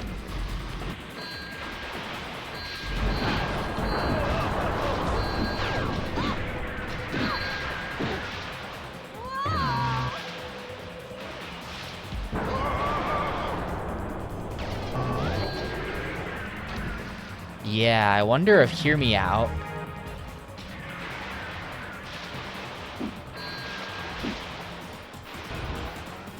I mean, this is, I don't even think I want to know. But like, have they attempted the fusion of AI tokens with cryptocurrency yet? Like what if the AI tokens were on the blockchain, right? We could scam so many investors with this. I don't know what I even mean by that, but just what if that was a thing? Think of all the money. I think that's just Ethereum. But, you know, this is my investor scam. I'm working on it. I'm still working on the pitch.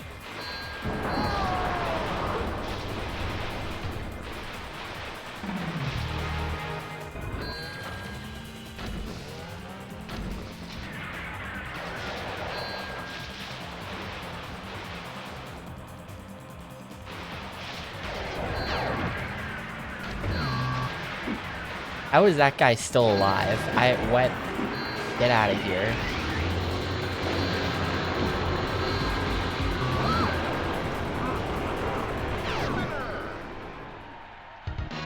I haven't been counting at all. Ooh, that was a new record, 10.6. That's still less than half the actual record. I have no idea what I'm doing wrong, but that's a new record for me.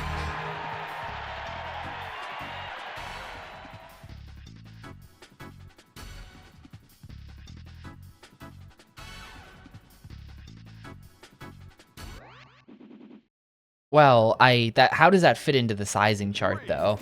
2, 1.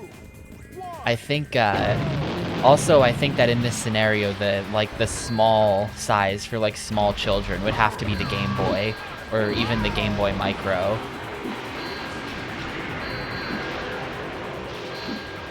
Yeah, the DSi is about the same size as the DS Lite, though they did make the DSi XL. Reminder that the DSi XL is a real product that really existed. The 3DS lineup got real crazy by the end. There's so many, they had like every possible variation, so you could get the new 3DS XL, and just like, that to me has always been goofy. There's like 3 different modifiers on that name. Did you have a DSi XL? I have a regular old DSi. And to be honest with you, it's good. The DSi is good. I won't hate on it.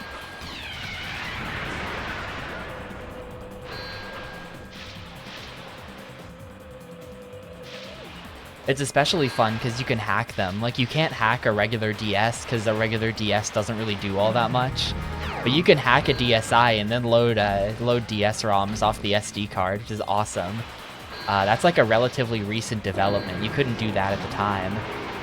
But for like usability of DS today, like that's awesome because DS flash carts are sort of flaky.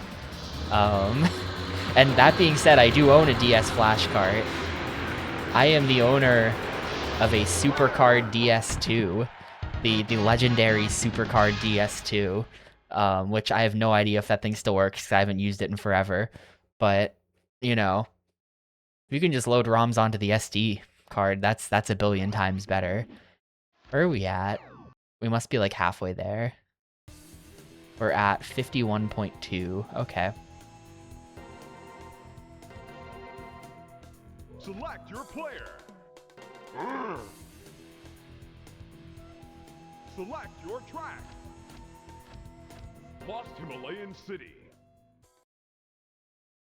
Wait, how does that even work? 3, CF cards are huge. 1. How does that work?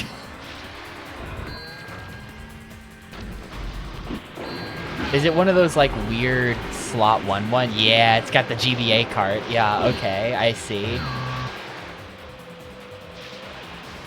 I think it's slot 2 is the GBA slot is what it's called. But yeah, that was a thing.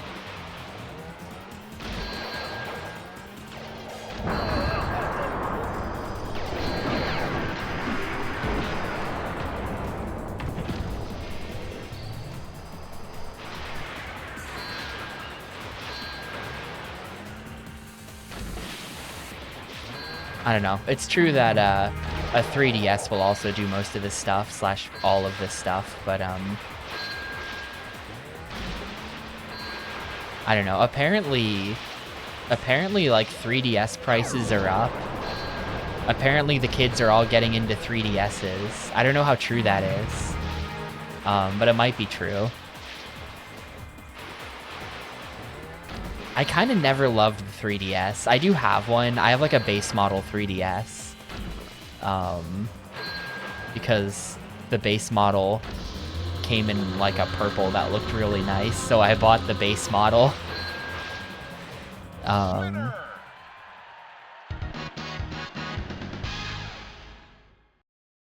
But I never loved the 3DS. I feel like just like the main interface of it kind of lags a lot in a way that's like unpleasant. 3, 2, 1.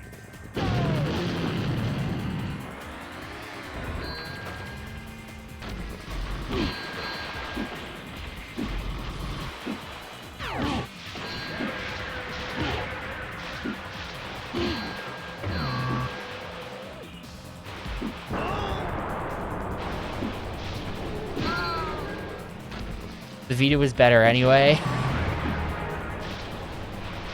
The Vita fans, like that one Japanese soldier who wouldn't leave the island. It's over, man.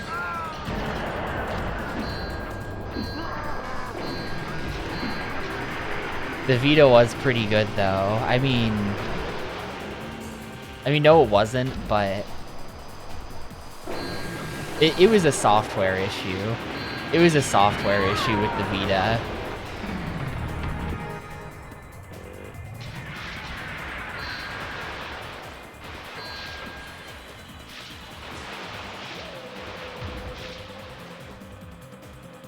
Saki Baby, or like fucking, I don't know, one of those 1 million like compile heart JRPGs. That, to me, that's like what the Vita library was. New compile heart game or Idea Factory or whatever out every like 3 months. It's just, I don't know, man. Winner!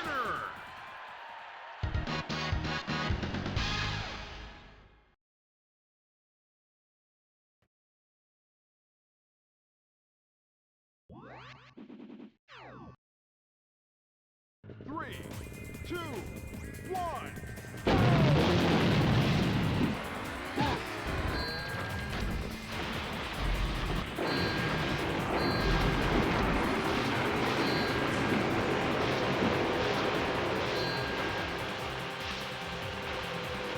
Yeah, maybe.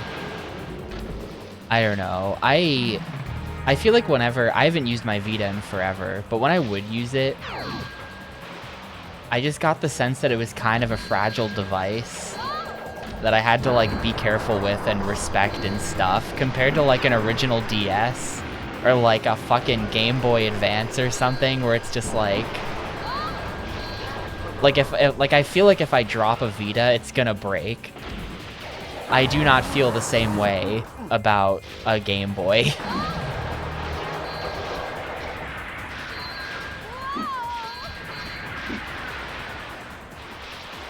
So it's like a little bit less pleasant to use for that reason.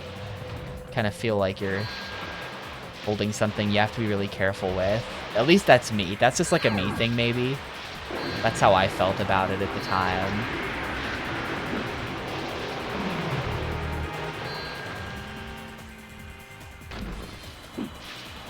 I don't know. A PSP is pretty solid.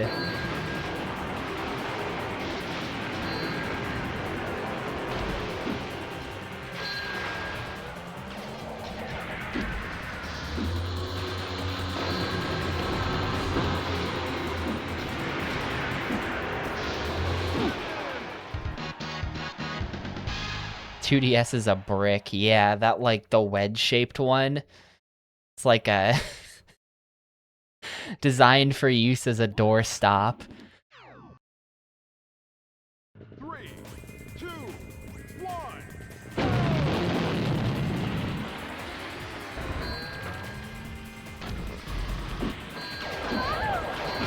Really?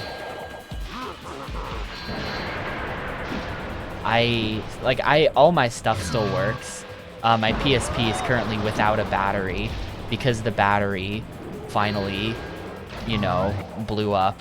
So all PSP batteries are currently in the process of doing that, and mine did it.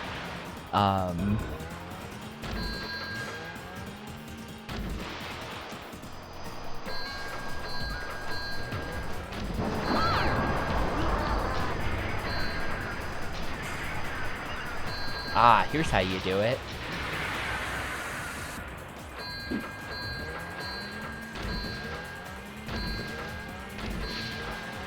Come up here like that.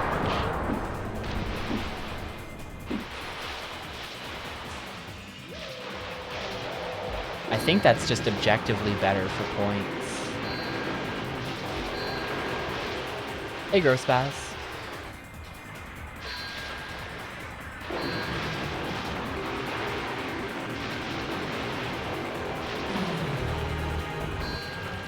But the only like game thing of mine I've ever broken is a GBA SP that I had as a kid, and I dropped it down the stairs and the screen broke. You know, it did the ripped LED screen thing where it was just like a big black rip through the center, and it was sad. It was a very sad day.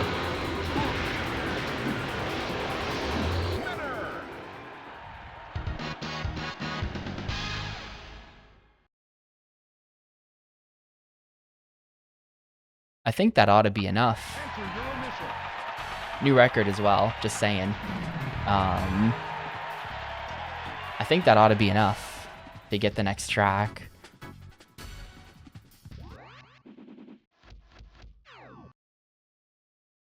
Multiple Game Gears have died. I've never owned a Game Gear. That's maybe part of it.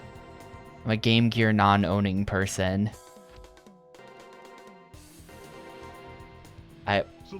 I have no desire to ever own a Game Gear. I don't have a very high opinion of the kinds of games on there.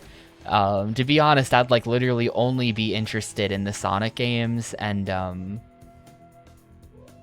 you know, those are on GameCube anyway, so it's fine.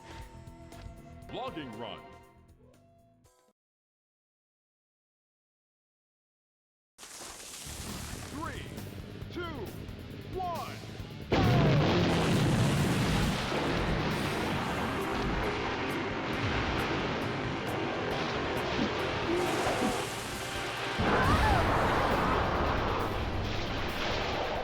Yeah, the AV out situation on the OG Xbox is kind of interesting.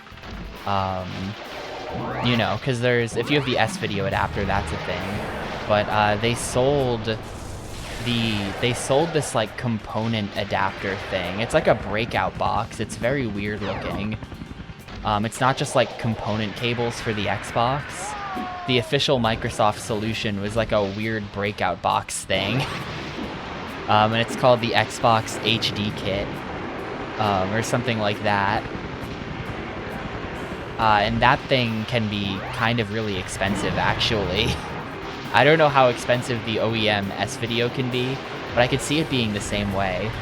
A lot of S-Video on Nintendo stuff is kind of like this as well, where there's a lot of like kind of cheapo clone cables. Is it $9? Oh, that's not bad at all. For like Nintendo stuff, there's a lot of these like cheapo third-party S-Video cables that are like much lower quality. That's like kind of a known thing that like you want to make sure you're getting a good quality S-Video cable for your N64 and stuff like that.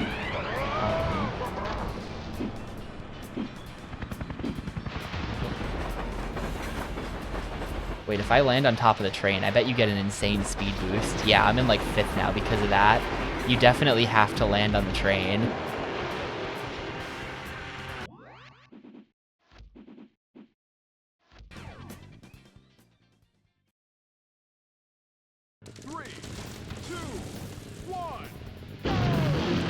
Well, my only recent purchase is Aladdin A for the PS2.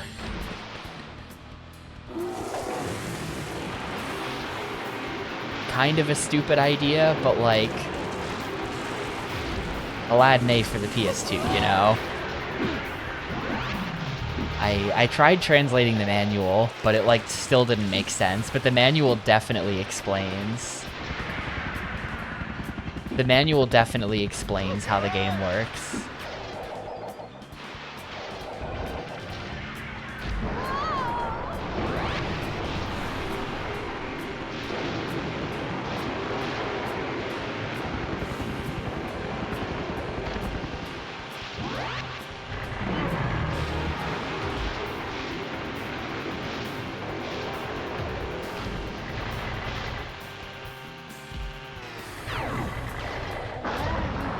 How? I guess I was just at low HP or whatever.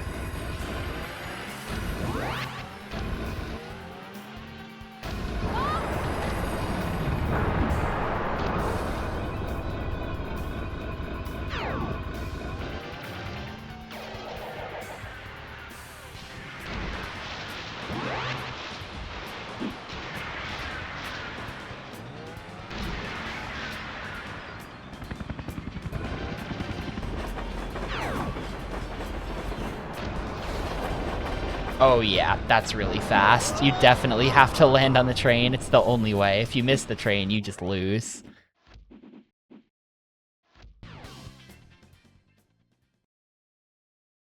Three, two, one.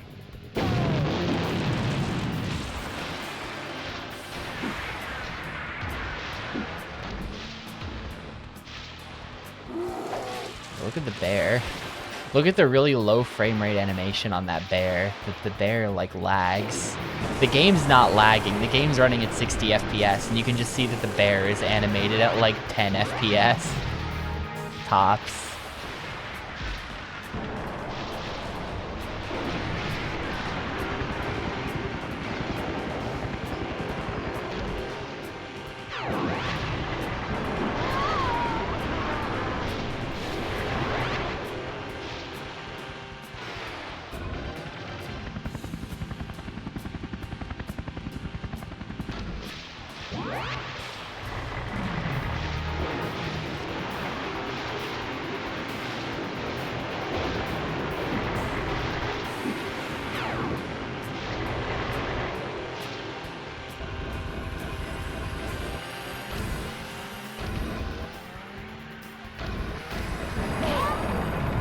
How did I get blown up there? Who?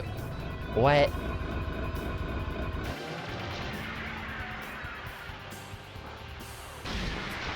I feel like this run has been a lot better, but I'm in 6th.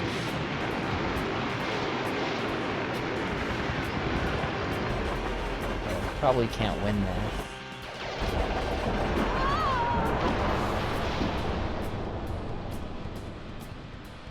Wait, what?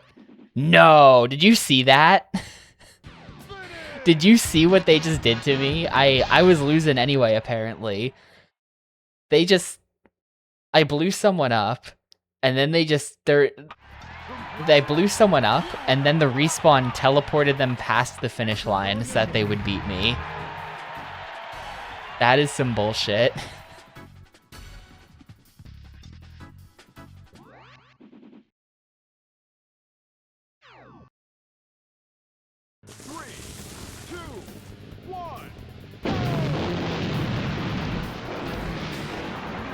I mean, I think it was second either way, but it still feels kind of like I got robbed.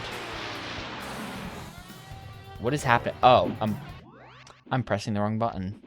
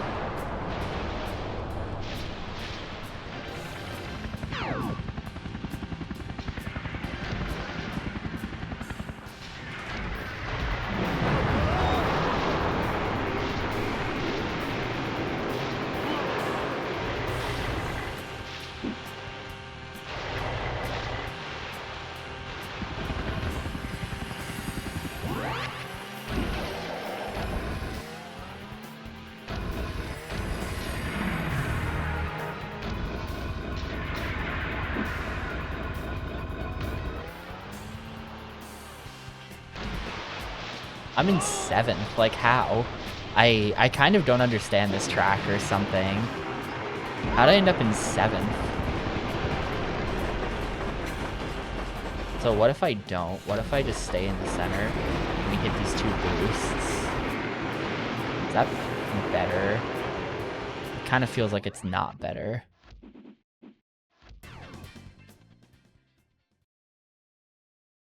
Three, two, one.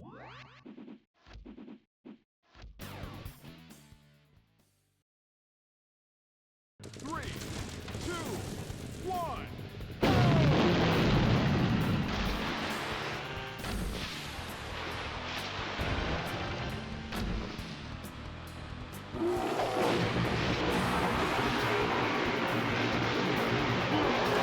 Oh my god. Triple. No! I had 3 boosts going. That was pretty good.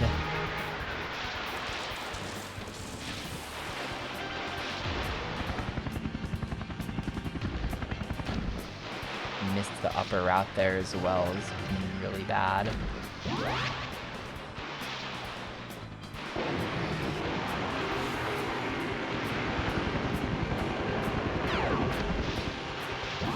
I think it might be time to invest in better shields. That just seems like it's really important. Being able to have your shield up for longer.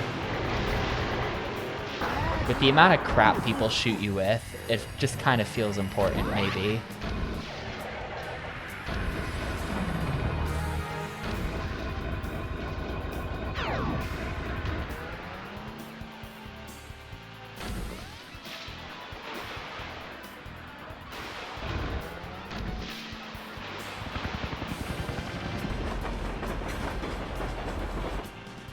Wait, hold up. Do I just win? I just win. I don't know what happened back there. I don't know what happened back there. I just win. 130 flat. I don't know what happened back there. Where did everyone go? Normally I'm in 7th and I just kind of noticed that like I was weirdly in 1st and nobody was near me. We were getting close to the end of the track and it was like, well, all right. We take those. That's track number 8 done.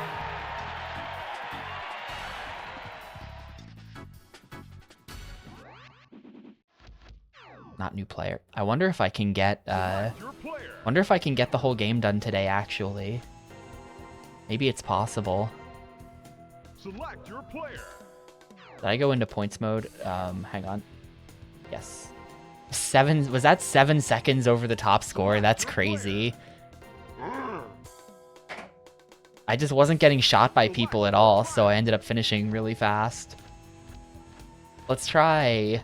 I honestly kind of want to try grinding points in the Winter Sports Park. Like, let's see how many points I get for this. Because this is a shorter race. 2, 1.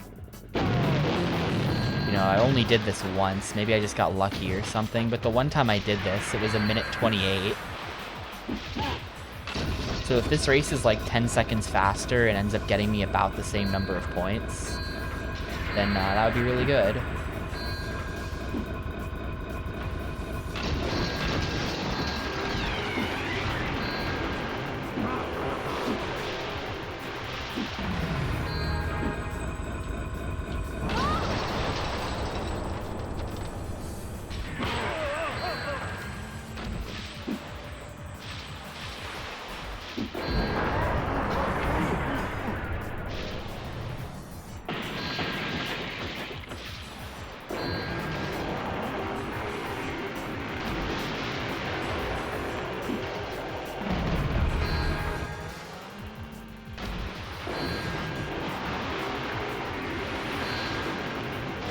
This kind of seems like it's not going to get me anywhere near the amount of points, though.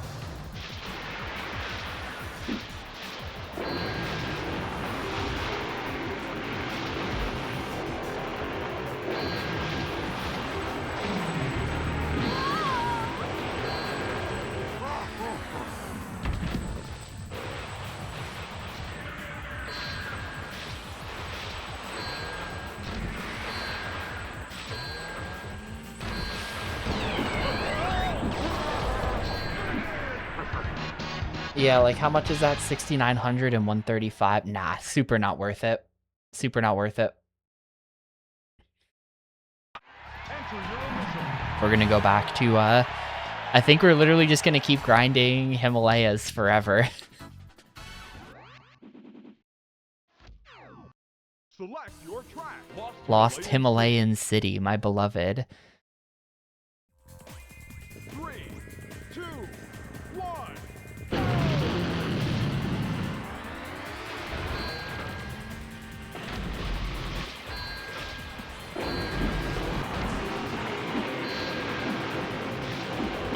Yeah, the score is not changing, right? The high scores for that were also 24K. I noticed that. So like, maybe it's just straight up not, like it's gonna be that it's easier or harder depending on track. I wonder if it's just like straight up not possible on certain tracks. So like it's probably possible, but way harder.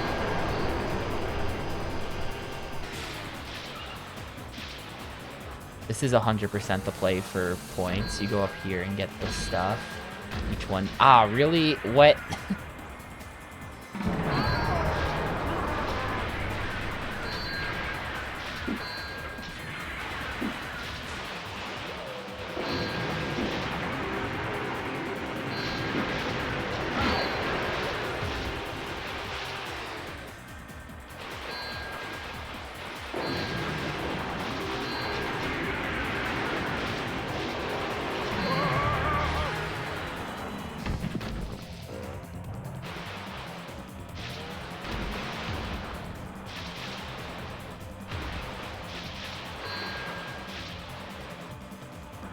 This is another, like, where is everybody situation.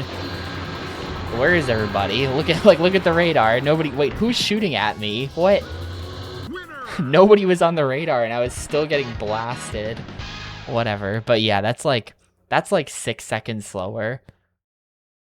You know, this track is like probably 10 seconds slower on average. But it's more points. And, like, theoretically, if the track is faster, then you'll get the ending bonus more often. And then that, like, you know, maybe, you know, if it's 1 minute and 40, that's 100 seconds, right? So then if the other track is 5 seconds faster, then that means that every 20 tracks, you're fitting in a 21st track. So every 20 times you do a race, you're actually doing a 21st race, and you're hoping that the added points from the 21st race are making up for the fact that every race is actually worth slightly less, you know? That's a way of thinking about it.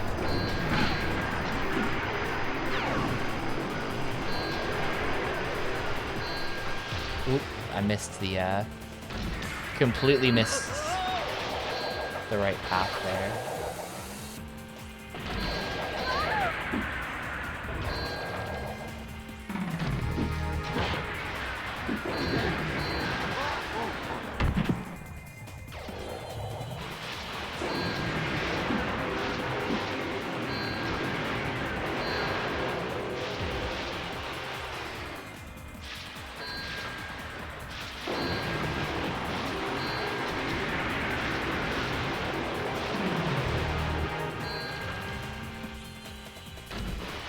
Weirdly spawned 4 shields.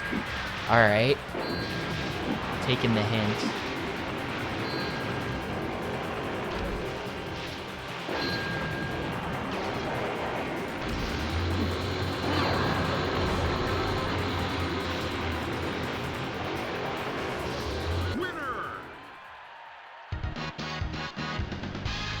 But this being like 10k every time, as long as I do well, it could be 10k every time. Then it's like 7 of these. You know, 7 or 8 of these. To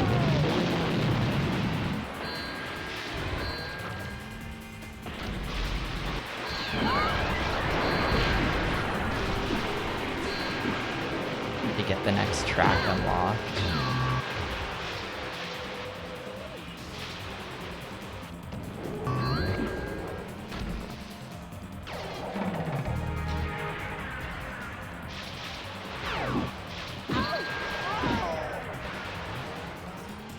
I kind of want to try hitting those snowmen as well. I gotta like route them in, you know? I gotta be more on top of that.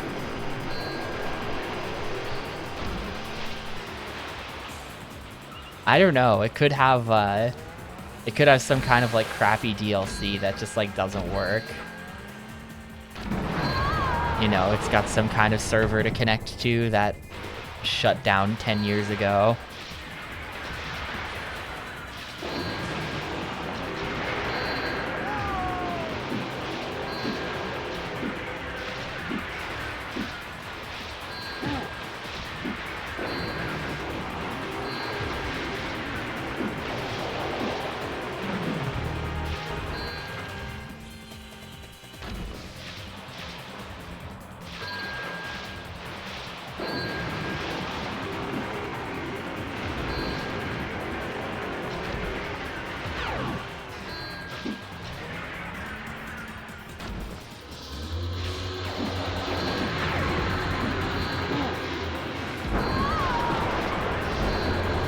Alright, nice. Had to get aggressive at the end there.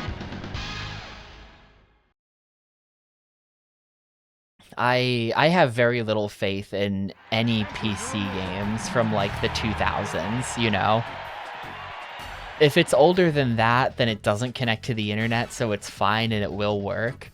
The 2000s are a very cursed era for like... I just don't trust them. I just don't trust those 2000s PC games.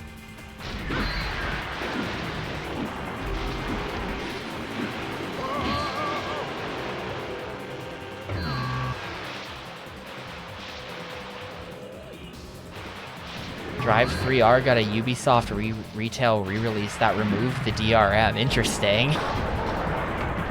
For true Driver 3 fans out there. That's a terrible place to have died.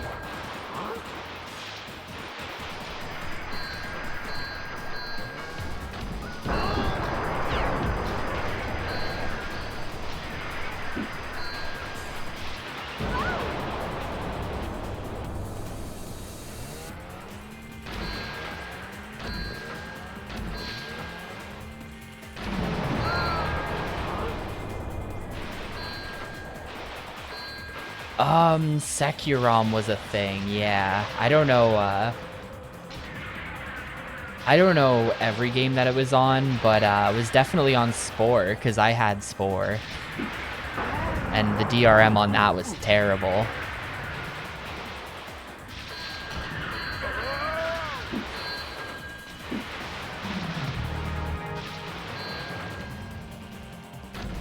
It was like, you know, you can only install to X number of PCs before this disk will self-destruct type of shit. Plus it just like didn't even work. It was pretty awful.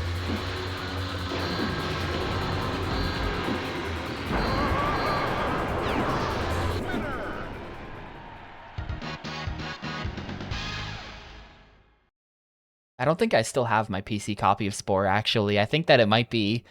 I don't think I've seen that in a long time. That might be, like, the only PC game that I, lost somehow, because I still have basically all my old PC games. But I don't think I've seen that one in the stack. I don't know if I have that still.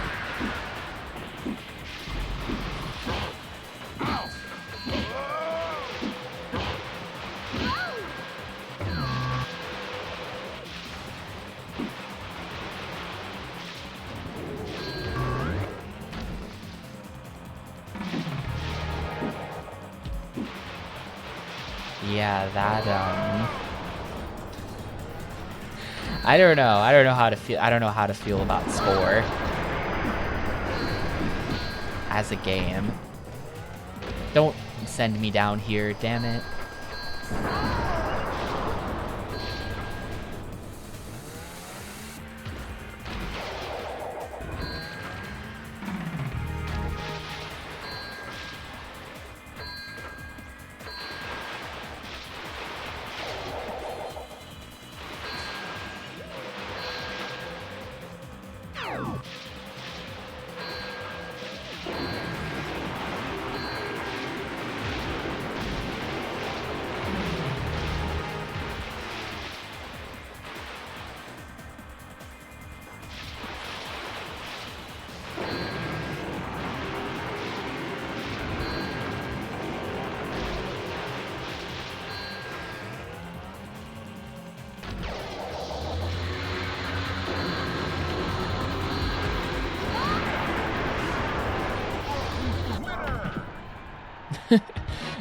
My body was flung across the finish line. That counts. 138 is a really fast time, by the way. A pre-Steam version of Counter-Strike Condition Zero. Interesting. With exclusive Half-Life 2 footage. Wow, exclusive. Is it like the 66.8? Okay. Is it like the like that beta version of Half-Life 2 that ended up getting scrapped, or is it the finished game that the footage is of? So there's that like weird leaked version of Half-Life 2. Lost Himalayan City.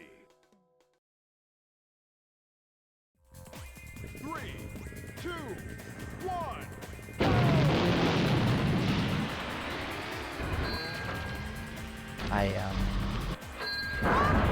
Oh, I didn't realize that one of those was there. Well, that's really good points. You can just blow everyone up right at the start of this.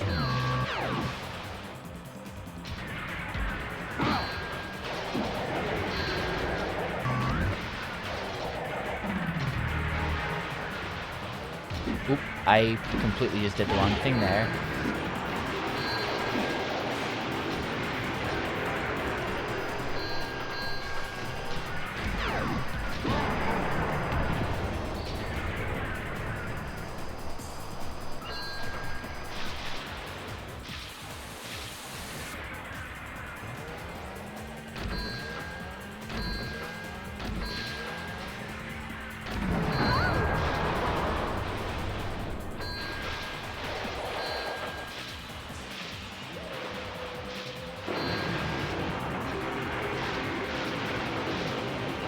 I don't know about that.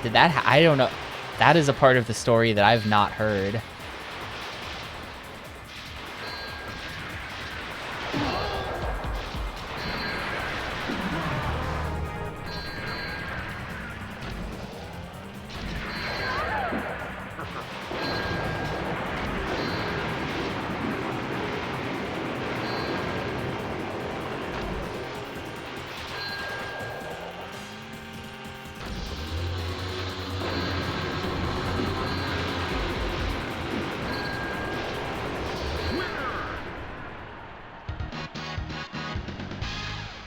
I was at 66, right? So this should be 70. We should be in there.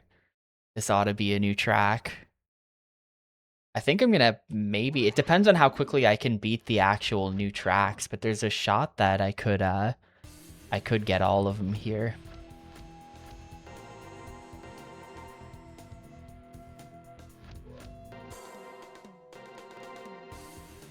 Select your player.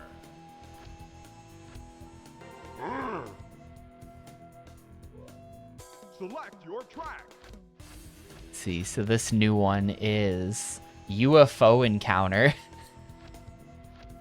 And there's only 3 more after that. UFO Encounter.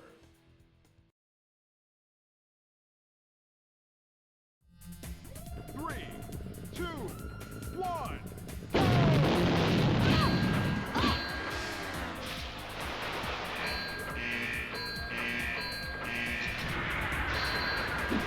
Oh, I'm in point mode. Whoops. Well, we'll do this. We'll do this, but then I gotta switch to metal mode.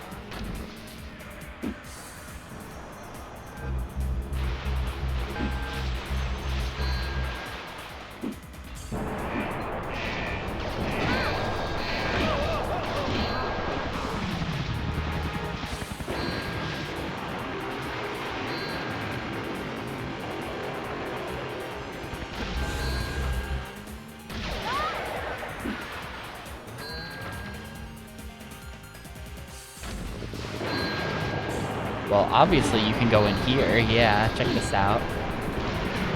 Big shortcut, maybe.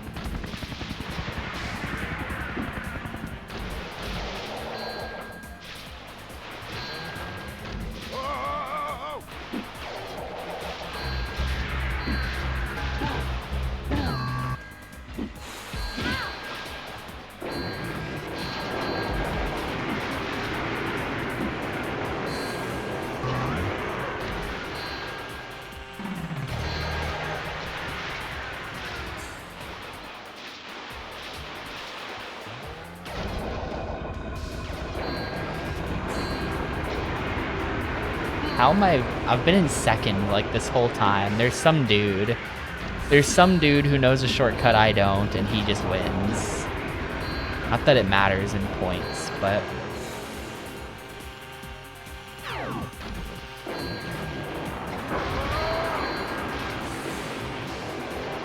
yeah, someone was waiting for us at the finish line the whole time. That's ridiculous.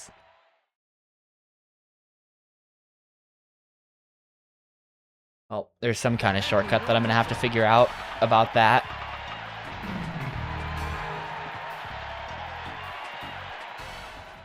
They pretended to hire the hacker and then he got arrested. Interesting. Oh, I guess that's one way to do it.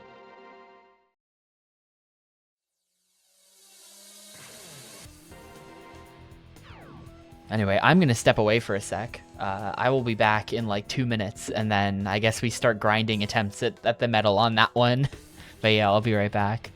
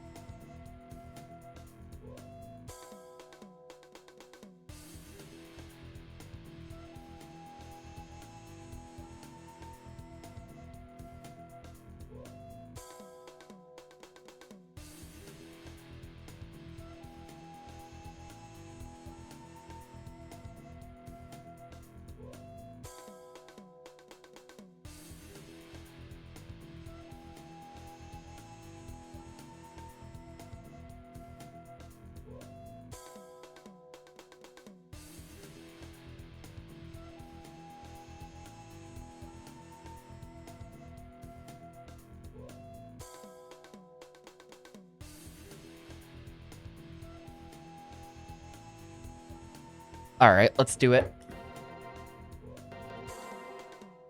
Select your player. Select your track.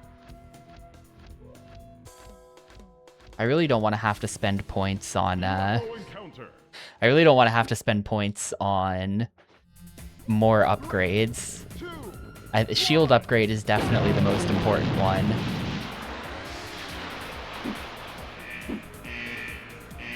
After boost, which I already kind of maxed. It's a bit of a long race too, which is annoying. That's a great thing about the Midway arcade racers though. Well, not Rush, but that's a great thing about like the Thunder games. The races are all like a minute and a half. This is a long one because it's a minute and 50 seconds. Oh, there's a hole down there. That's gonna be it, maybe. There's a hole down there. Aside from San Francisco Rush, for some reason, the races are always really short. California Speed was kind of long too, actually. I think California Speed had some that were on the longer side, maybe.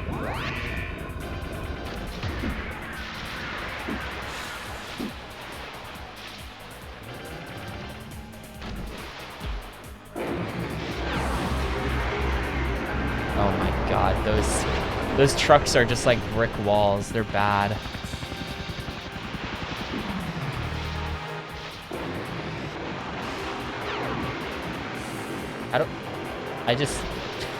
I'm too good. I just jump over the hole. I don't know how to end up down there in the hole.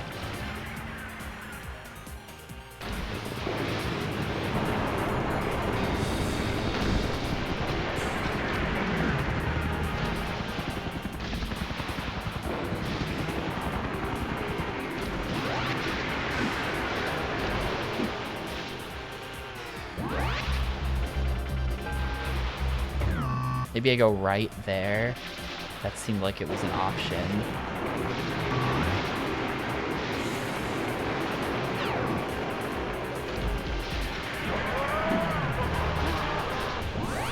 Right there as well. Possibly.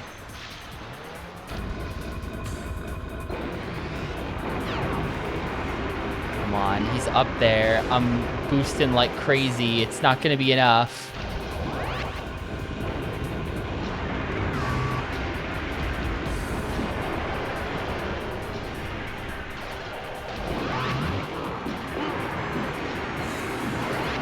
Yeah, somehow hitting every boost power-up wasn't enough, and actually I'm getting passed by fucking everybody right at the end. This is awesome. I just want to see what my time is. 1:49.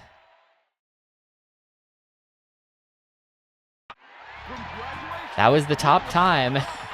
Top time for 4th place. Love it.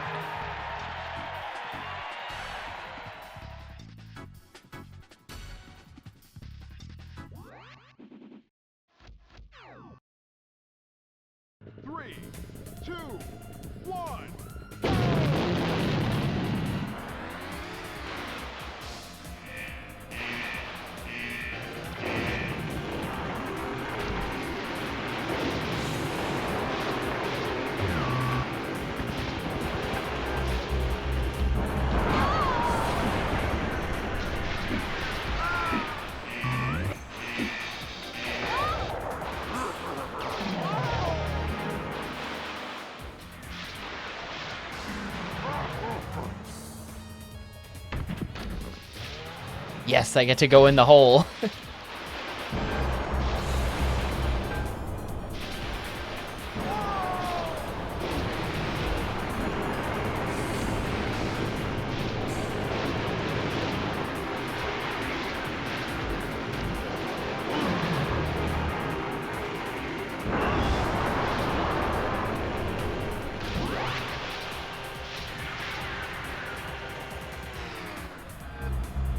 How is that guy going so fast up the hill?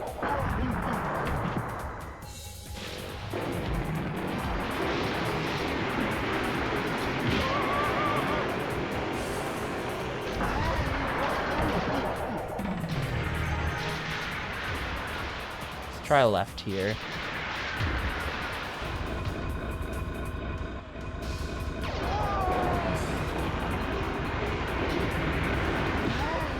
I really have no way of being able to tell if that was faster or not.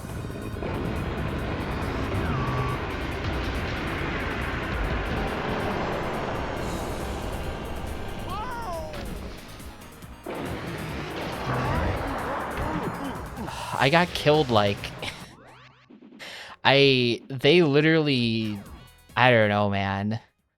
Very annoying. It feels like they never shoot themselves, only you. This is definitely like a all the computers are teaming up against you type game.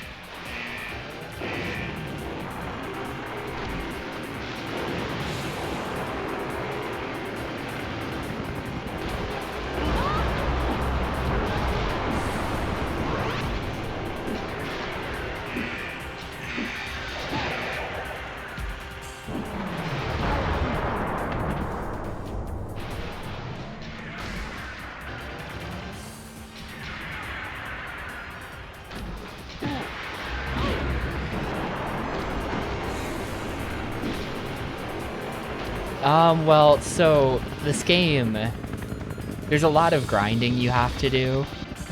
We're on track 9 out of 12. I think is where we're at right now. You know, I think looking at it, I'm not gonna end up getting to all 12 tracks today. Maybe I'll do some grind off stream and then tomorrow's scenario is one of the 4-hour ones, so I won't be able to fit it in tomorrow either, so I don't know.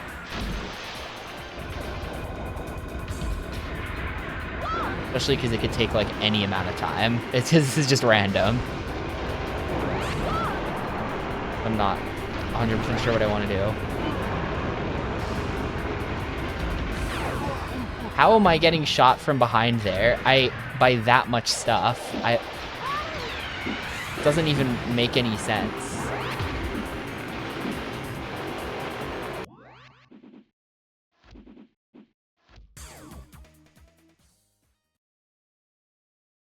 Three, two, one.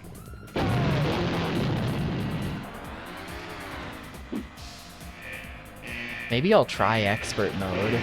If expert mode turns off all of the rubber banding, then that would just make it much easier, actually.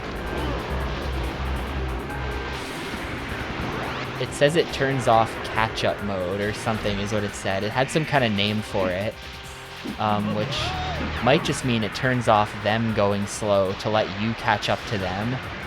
I don't know if it means that the other way around, like they'll not catch up to you anymore. But I think I would prefer catch-up mode to be off.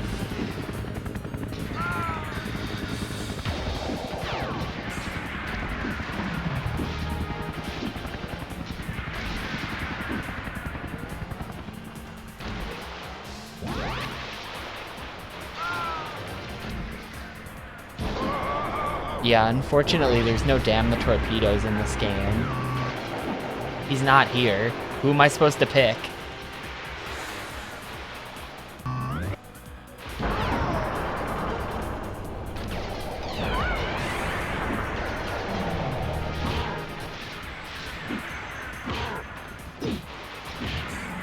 Man, they all just ganged up on me there.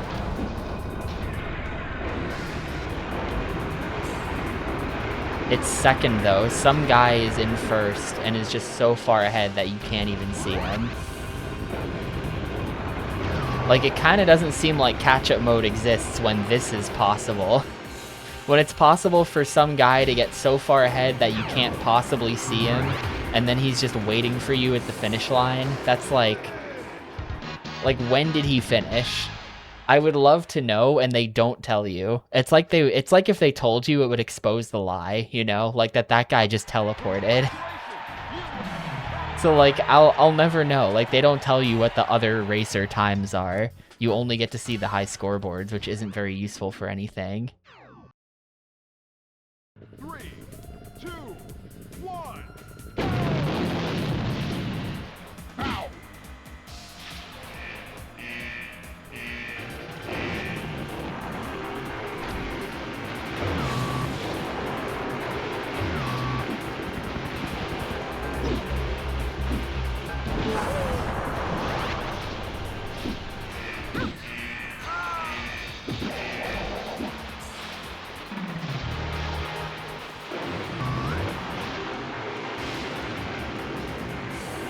I don't know what you'd have to do to, I don't know what you'd have to do to get in that hole consistently. That just kind of seems like not even a thing.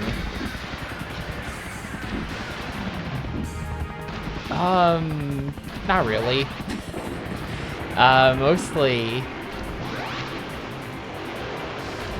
Mostly right now, there's just a lot of stress around getting down there. Like, this entire past week has been a fucking mess. Not helped by the fact that it snowed like a foot and the town is a wreck. You know, you hear about like places in the south getting 1 inch of snow and they can't handle it. Well, this is the same way.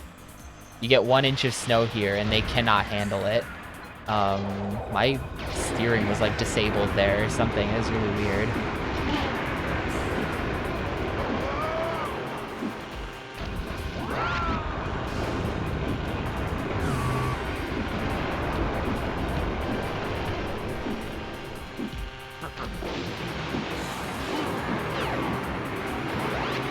Well, at least we saw the guy who finished in first this time.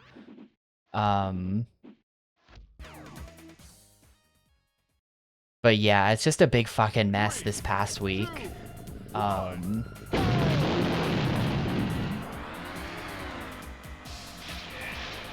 Really, really not fun. So once I get out there, it'll be, you know, hopefully less about moving and all of this, like, stuff you have to do for actually, like, you know, starting the classes and things. There's all sorts of security shit you gotta go through. All kinds of, like, other things they make you do.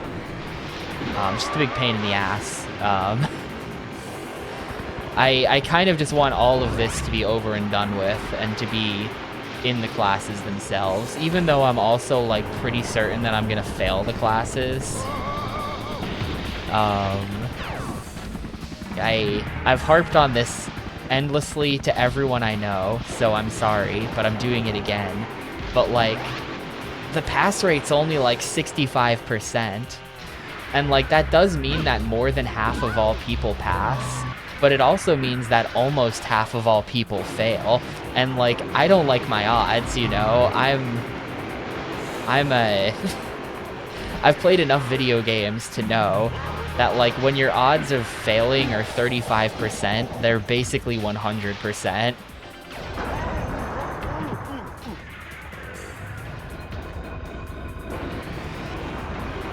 So I really don't feel good about that at all.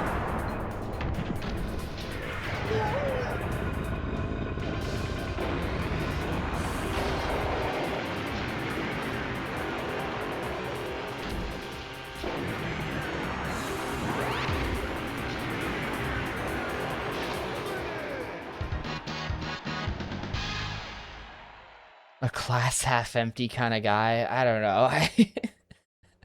I just, I don't know, because, like, that's the thing, right? Like, everyone who's there has locked TF in to get to that point, kind of. Like, you don't, you know, like, I already had to test into this shit. Like, it's not, you know, they don't let just anybody in. It's not they're just taking randos off the street. They're you know, the only people who make it this far are, like, very highly motivated, you know, not morons. And somehow 35% of them fail. You know, I've been trying to, like, read everything I possibly can about people who failed and why they failed and stuff like that, so I can try to, like, profile it just to understand, like, am I the same as the people who failed? Am I also like that, whatever that even is?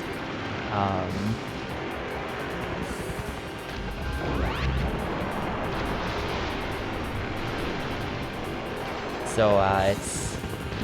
that whole thing is a bit stressful, especially because I feel like I kind of can't afford to fail in terms of things.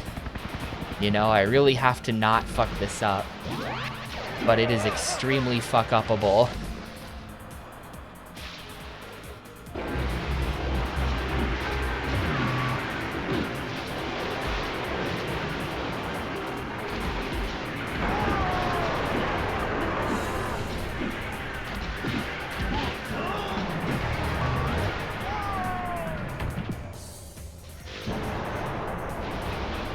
because this is ice, we're on ice on that side. And that's why your controls get, like, disabled.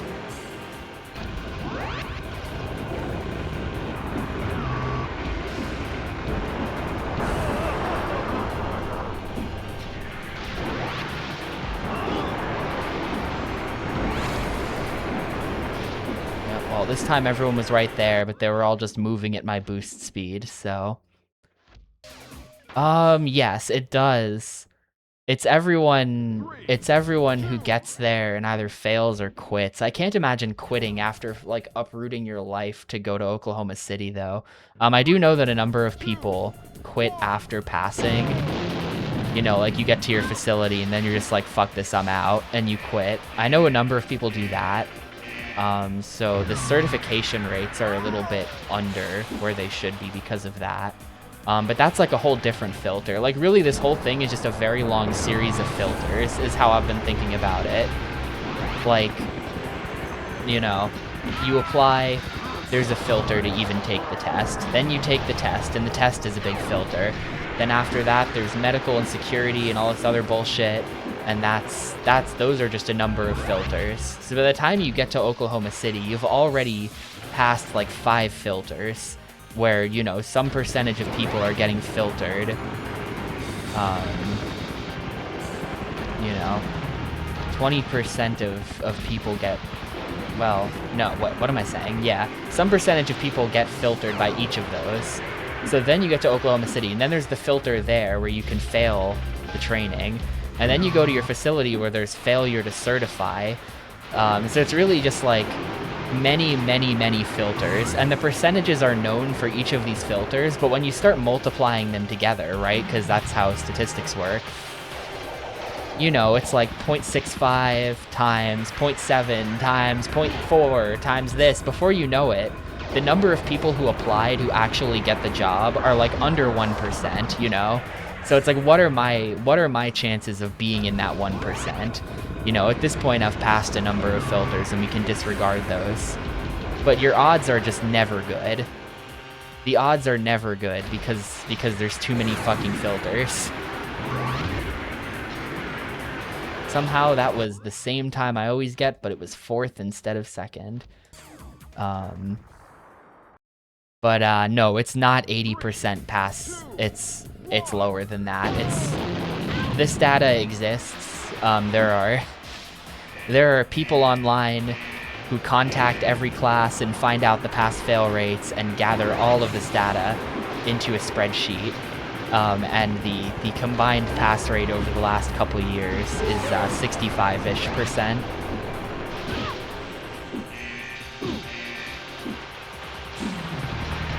I cannot see a fucking thing. Alright, thank you.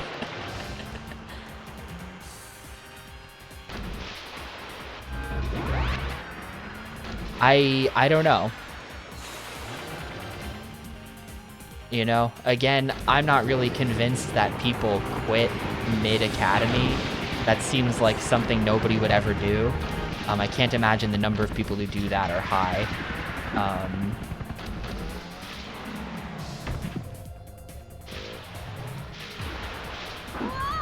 There's gotta be like a better route that I'm not taking. What's off to the right there?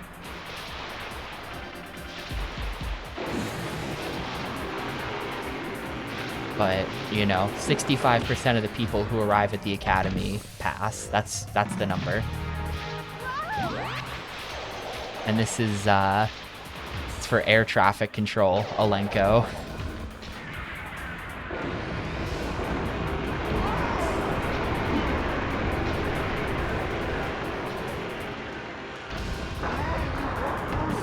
A lot of, my point is, I think my odds are really bad. I think my odds are really bad. We'll see. And that time was like 5 seconds worse, and it was 2nd place somehow. And this track is like impossible. This one's really hard.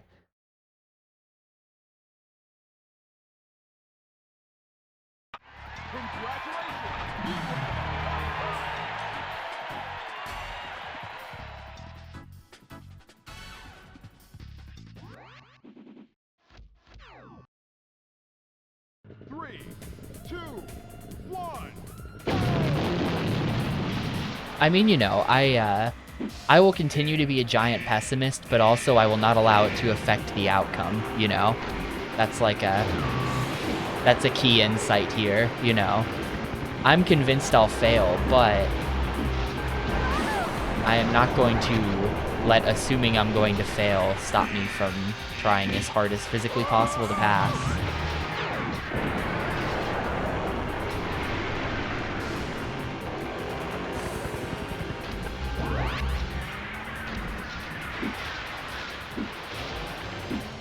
I've literally never been right here. What if right is just faster and the shortcut on the left is absolute bait?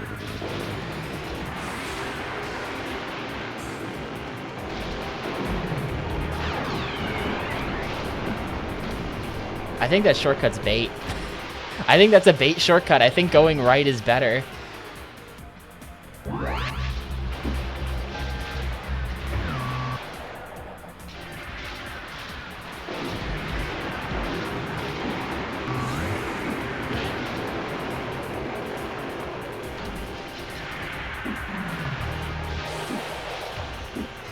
Definitely want to go left here so that you don't get owned by not being able to steer.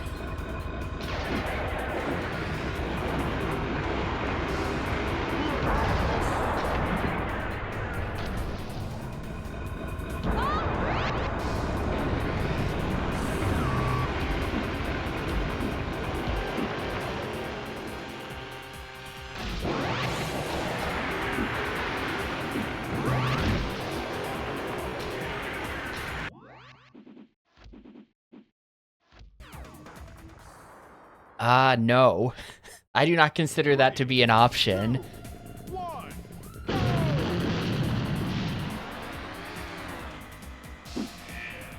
I don't think they do have their own filter. I think that the filter for joining ICE is entirely pre-application and like a very morality-based filter. There was an article that's been floating around over the past couple weeks. I think it was a couple weeks ago, maybe. Some journalist applied to join ICE just to see what would fucking happen, and she got the job. Key being she, they didn't even like check. They're just like, yeah, whatever. They didn't even like Google her name or anything. This person applies, okay, you're in.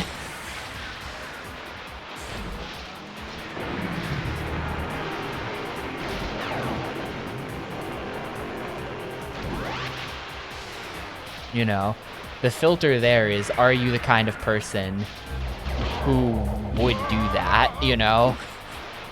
Because if you are, you will apply and you will get the job.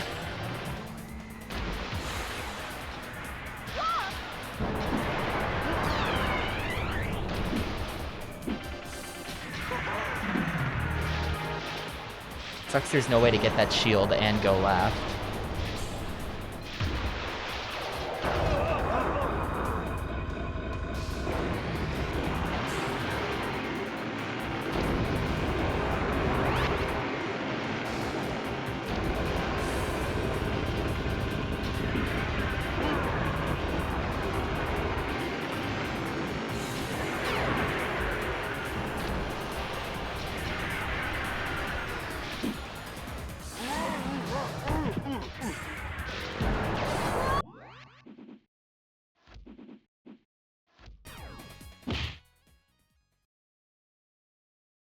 Three, two, one.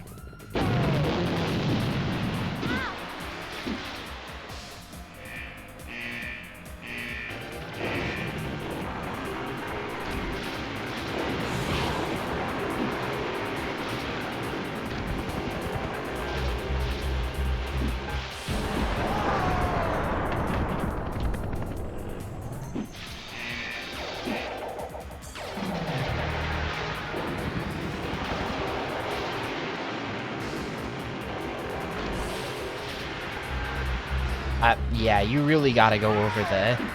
You kind of have to go over the crashed UFO, because if you don't, then you just get owned by that truck.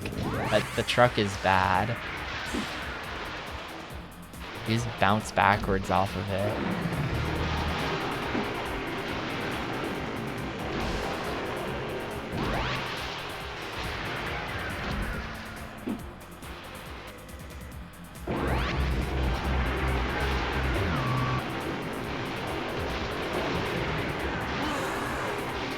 I think left is definitely better there. I'm in second though, and first is just gone. Makes no sense. Also, right is definitely better there if you can handle the controls. That's the thing. I really don't want to go right there, but it kind of feels like I have to. And just somehow be okay with the controls. I don't even know. But yeah, look at this. That's like, where the hell was first? Where the hell was that guy? He was nowhere. Like, where the hell was that guy?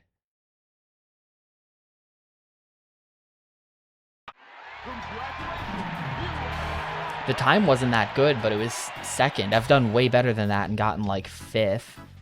I might have to... What upgrades are available to me? What can I do?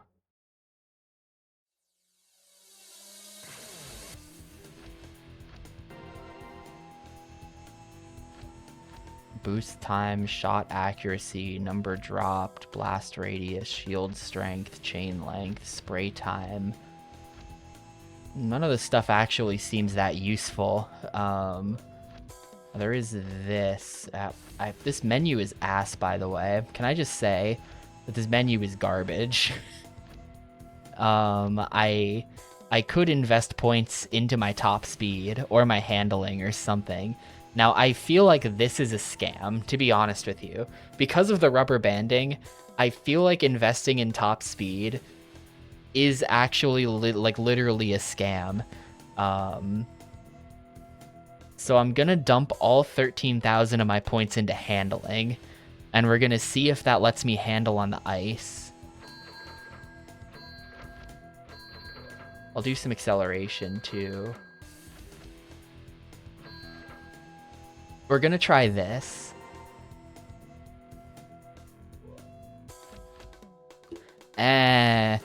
This is Midway. I don't trust them to have any kind of like clever solutions. I really don't.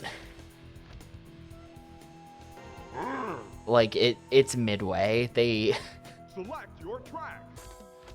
They're not like, oh, we'll adjust the rubber banding to make it feel like you have more top speed. Like, no, they didn't think of that. Their speed goes up, but then everyone else just rubber bands it anyway. That's what it's gonna be.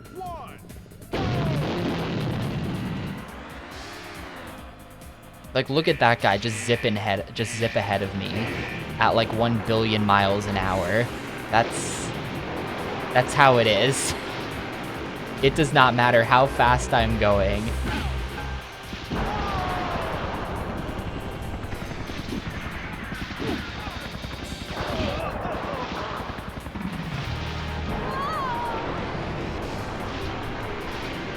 Yeah, there is. I've been doing it. Basically, you just kind of press and hold A as close to when he says go as possible.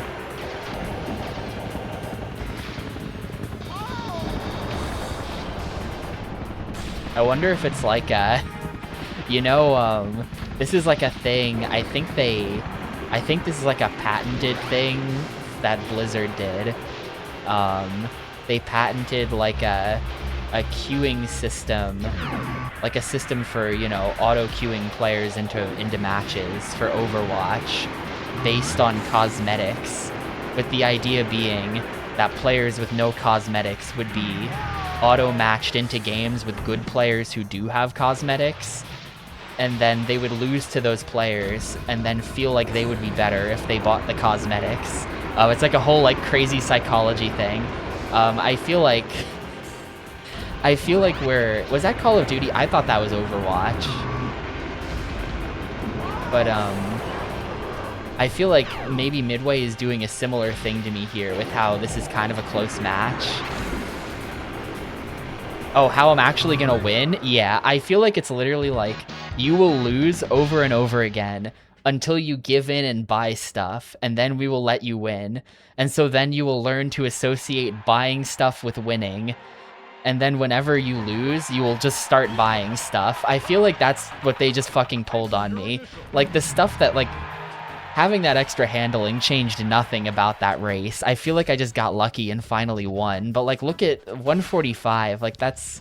I don't know. I think they're trying to Pavlov me into shopping. I really think that's it.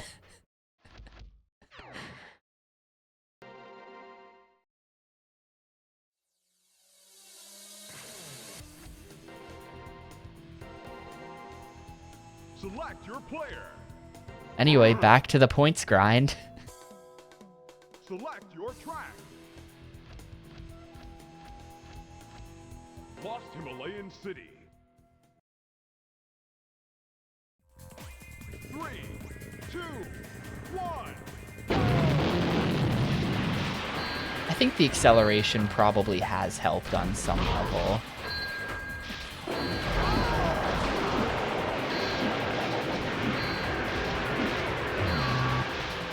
I think the acceleration might have actually helped. It was Activision in general. Okay, so it could have been Call of Duty, could have been Overwatch, could have been the Crash Bandicoot MOBA. Is that still online, by the way?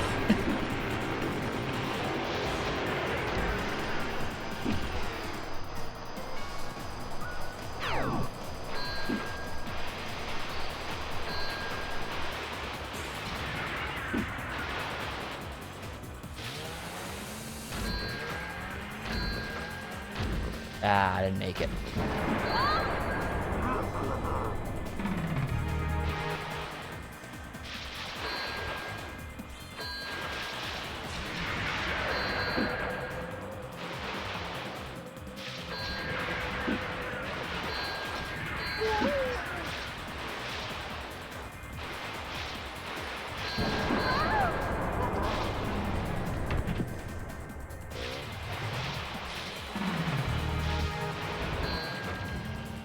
Can still buy it on PlayStation. Hell yeah. Maybe it's time to get into it. Grow the esports scene organically, you know? Like Melee. But for the Crash Bandicoot MOBA.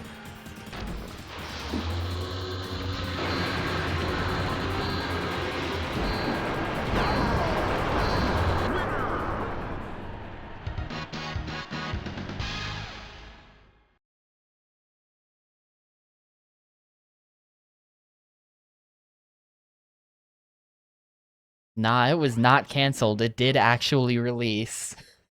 3, 2, 1.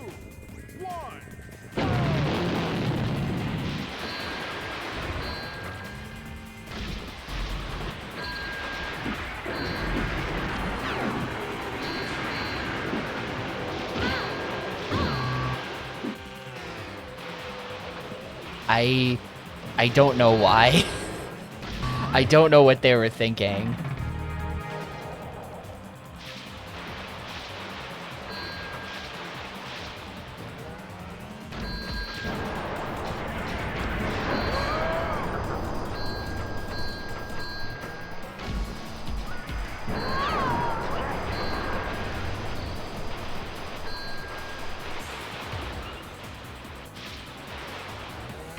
Crash 4 was okay. I played it. I played it when I had Game Pass this past summer. I had it for a few months. When I played Crash 4 because I didn't know what else to do. But it was pretty okay. Definitely like overstuffed with replaying the levels for different things, which I didn't really mess with at all.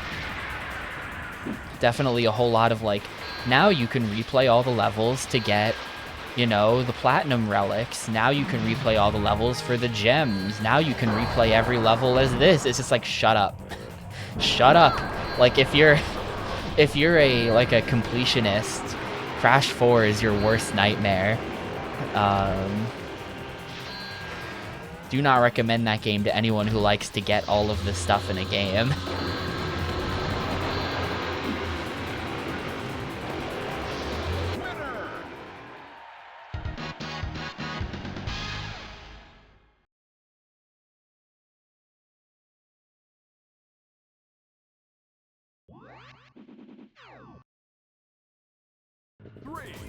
2, 1.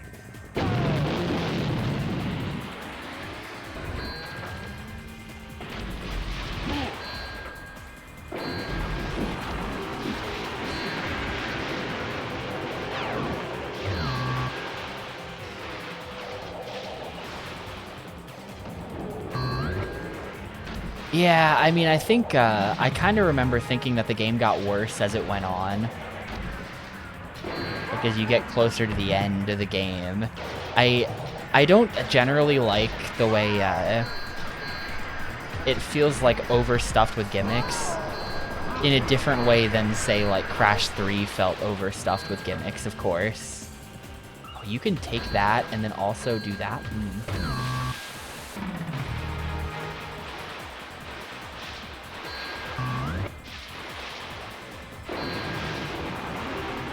Like, I kind of felt the same way about it that I felt about, like, when I played Crash Twinsanity on Xbox for Xbox thing, or it's just like, I kind of, like, at the end of the day,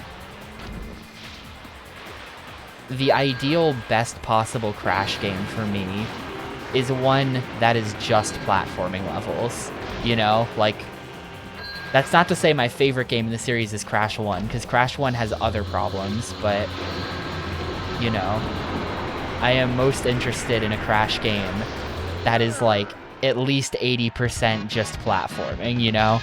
And I don't like when it's like, oh, look, it's a play as Cortex level. Isn't that crazy? It's like, shut up. I hate this guy. I don't want to play as him.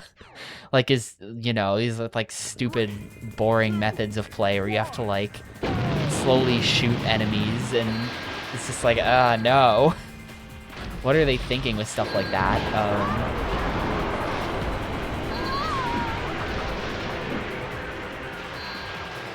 Nah, Twinsanity's not on GameCube. Weirdly, it was not on GameCube. I didn't play it until Xbox thing. GameCube had Nitro Kart, Wrath of Cortex, and Tag Team Racing. Which, what a collection of games.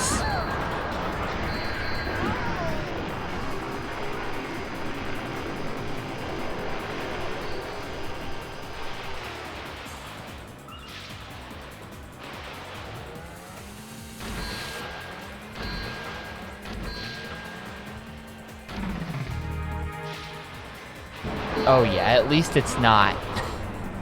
At least there's no Crash of the Titans or whatever, and there's no Crash Mind Over Mutant. None of that crap. I don't have to play any of that, ever. I don't even really know that much about those games, other than that that's, like, the true dark ages for the series. Just, like, stuff that no one should have to play.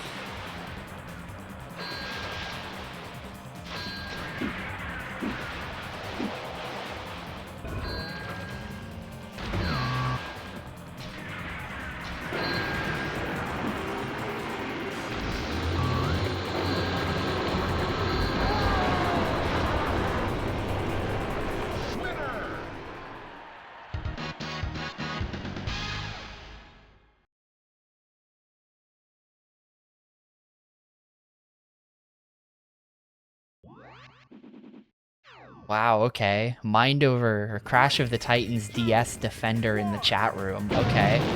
Understandable. What's up, Shasta?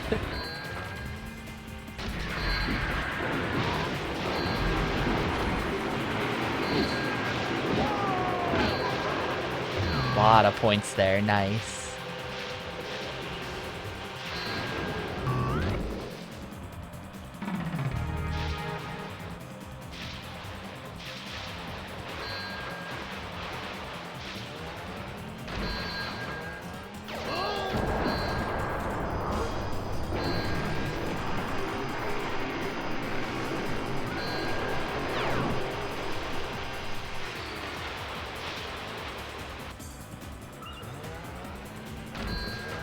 The other DS Crash games aren't it. I had a friend who had one of the GBA Crash games. You know, in the GBA days. And I remember thinking that was pretty okay. Those were just like 2D platformers. First place is all the way up there. I think I'm losing this. First place just kind of gamed on me this time. Not much I can do about that.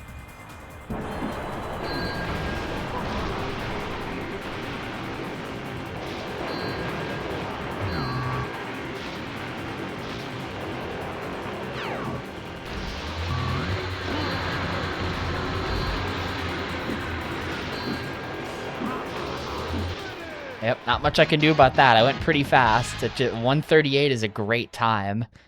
It's just, yeah. Kinda got owned. 3, 2, 1.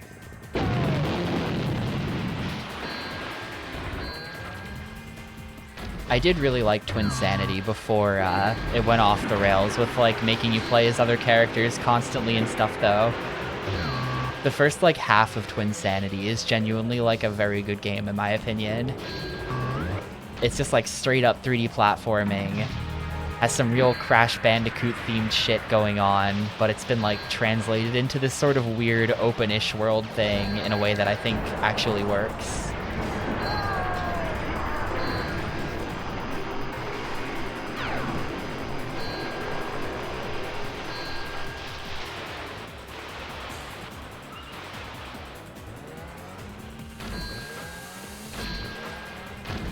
Ooh.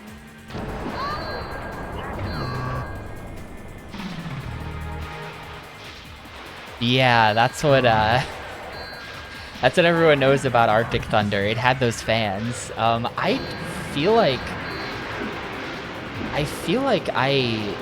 the cabinet that I knew of as a kid did not have that. It definitely had the rumbling seat and like the, you know, it was like a snowmobile cabinet and you'd sit on it and you'd have like the handlebars and stuff. But I don't remember the cold fans.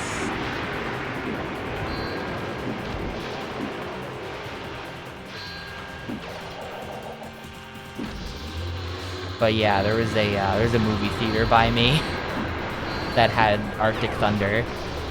And you know, if we got there early or something before the movie started, I'd just be like looking at it. You know, or like if my mom was buying popcorn or something, I'd just be like over there looking at it and thinking about how cool Arctic Thunder looked. 53.2, okay. Select your player. Select your track. Lost Himalayan City. It was, no, this is not a movie game. This is a movie theater game. It was present at a movie theater.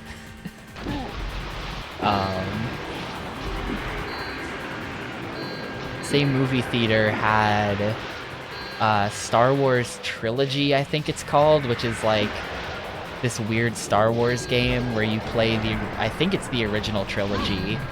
Each have like their own little mini games sort of built into it. And I think it had House of the Dead 2. I think they had House of the Dead 2 as well, which is like a solid contender for all-time favorite arcade game. I love House of the Dead 2.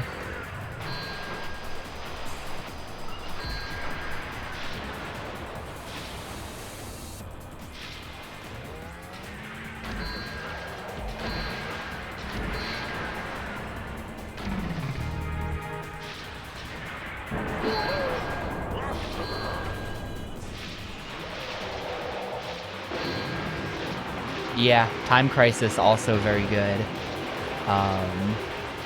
I feel like a Time Crisis zoomer though, like you know, there's a lot of nostalgia for the older Time Crises, but to be honest, the Time Crisis that I remember seeing the most of and playing the most of is Time Crisis 4. which is like a PS3 era thing. I actually own the PS3 port of it by a weird coincidence. I didn't attempt to buy it. It just appeared in my life. But yeah, so I kind of like Time Crisis 4 and don't feel that much for the rest of the series. It's great. In the first level, you shoot all these bugs.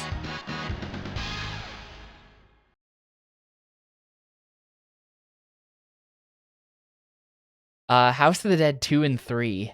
There's House of the Dead 2 and 3 for Wii. I have that. I have that port. I've literally never played House of the Dead 3 once in my life, but I bought that port just for House of the Dead 2 because I love House of the Dead 2. And yeah, it's a great port. You know, it makes a lot of sense to port light gun games to the Wii, just because like shit, you got the pointer right there. You might as well. So it's honestly a great platform for playing light gun games. House of the Dead 3 is actually on OG Xbox. It is on my Xbox thing list, and I don't know what the situation is there as far as like how I would play that. I assume it has to support regular controllers, and I would just do that. I'll buy a DDR pad for Xbox thing, but I'm not buying a light gun setup. That's like a bridge too far for me. I'm not buying the OG Xbox light gun, although actually I do have a CRT, so I guess I kind of just could, and it would just work, right? I don't know how expensive they are. I've never even looked into it. I kind of just don't want to.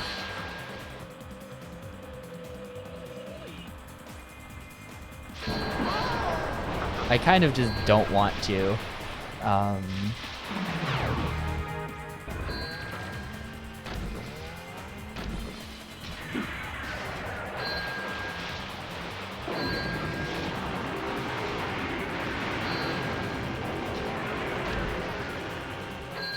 Yeah, it's just like a very basic, essentially camera at the end of the light gun. And when you pull the trigger, it just like, you know, flashes something on screen and then looks for it. It's a pretty simple idea if you think of it, and then it's just like, oh yeah, that's a good idea though. You can make a game out of that. You know, whoever first came up with that was kind of cooking. I think it's gonna be one more, and then we get the next new track. 2, 1.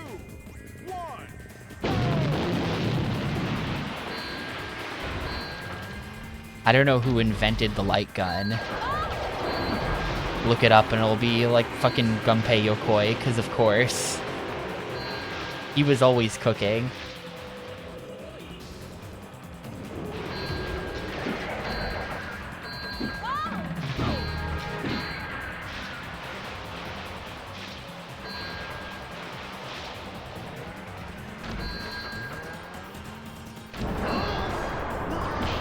You really only get one guy with that. Oh well.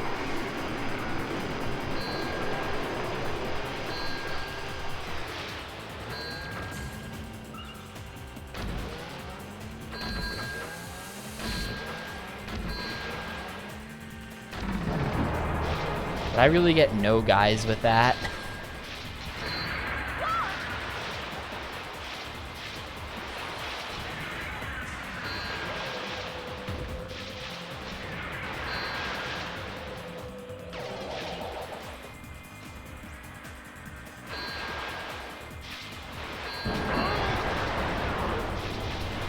I think I'm losing this. Second place is way too far ahead.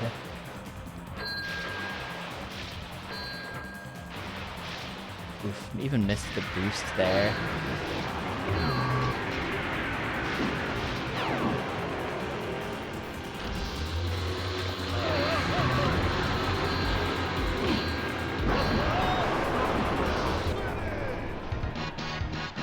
Alright, blogspot.com, who did it? All of these are wrong. The first light gun was created in the 1930s? Wow. The boomers came up with it. The first known electric gun game was patented by J.L. McCullough in 1896.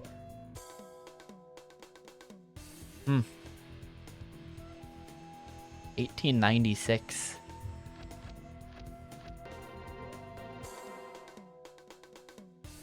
That's even pre-boomer. That's before we started giving embarrassing names to all the generations. That's like, Select your player. who even knows who that is? Select your track. All right, Great Wall of China. Place China, actually.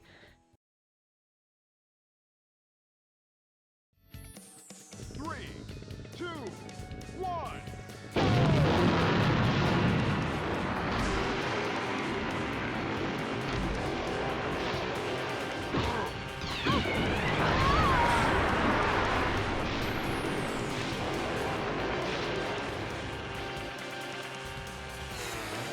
That's like 1896 is like pre-Red Dead Redemption, you know, if you think about it. If we separate the world into two different eras, before and after the events of Red Dead Redemption.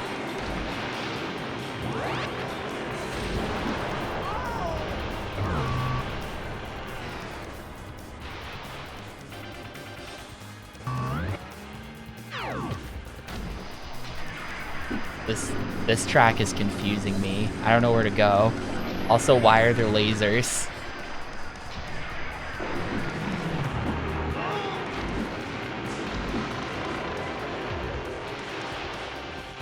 Yeah, what if instead of playing cards, he had the JL McCullough light gun game?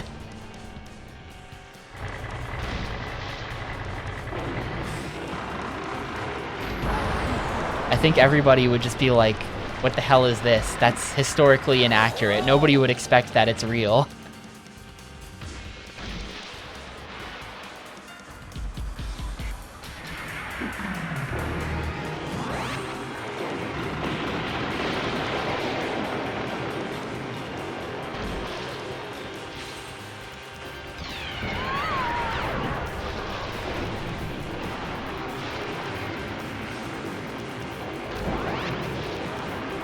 Alright, of course second place was just done the whole time.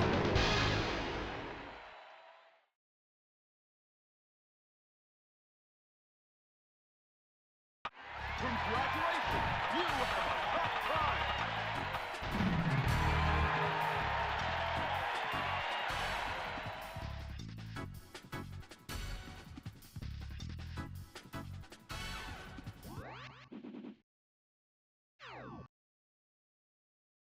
Three, two, one.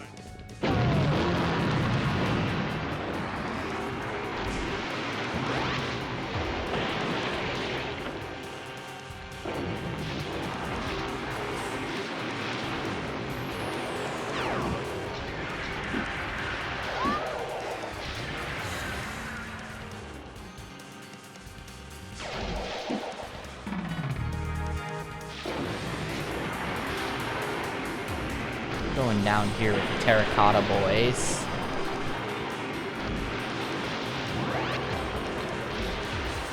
Yeah, the console tracks are hard. They definitely aimed to make them harder.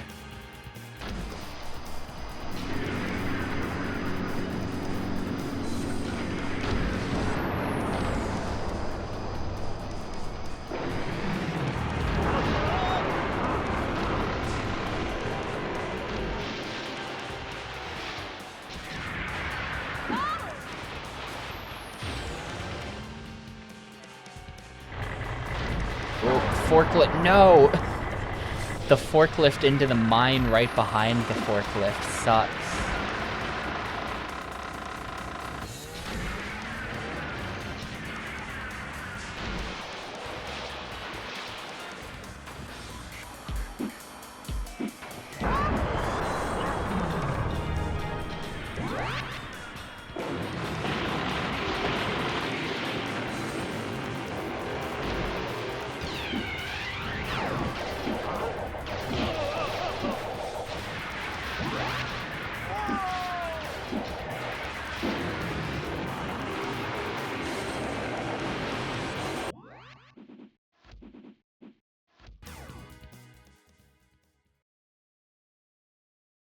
3, 2, 1.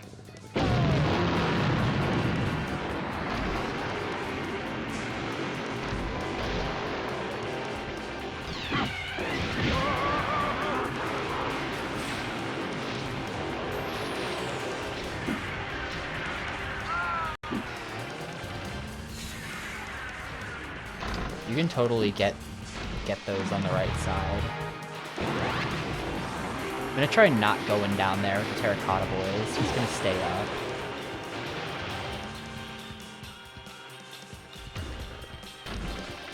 This is probably better. I don't really remember where the Terracotta Soldiers thing gets out, but I feel like that's better, what I just did. Probably.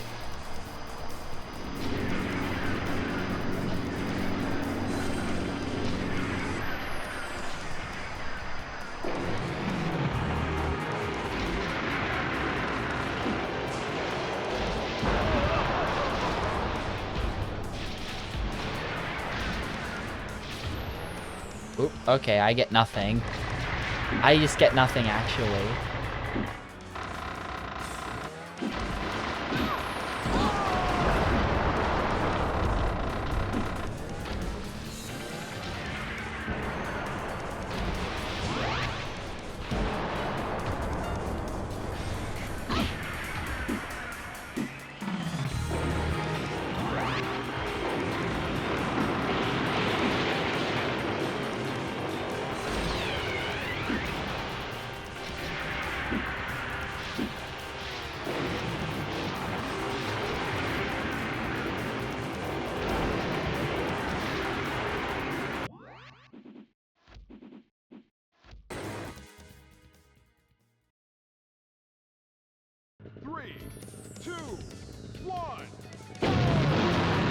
Nah, this is not an extreme sports game. This is,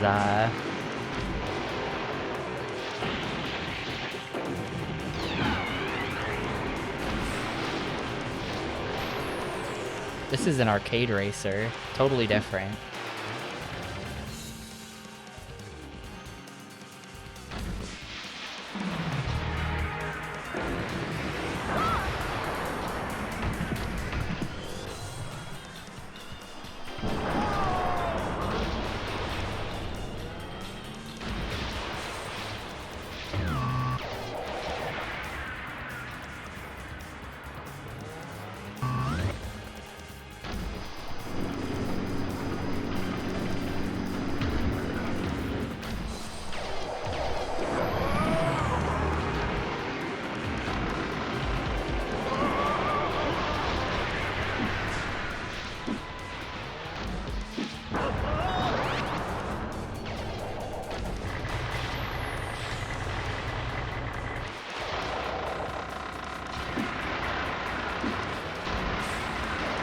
No one's even attacking me because they don't have to. They're just all passing me. Maybe this is,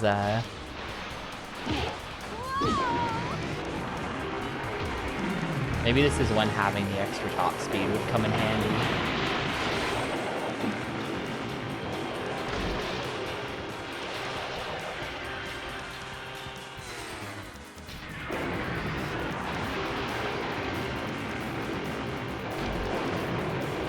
Yeah, he's faster than me even when I'm in full boost. That just seems bad. That just seems bad.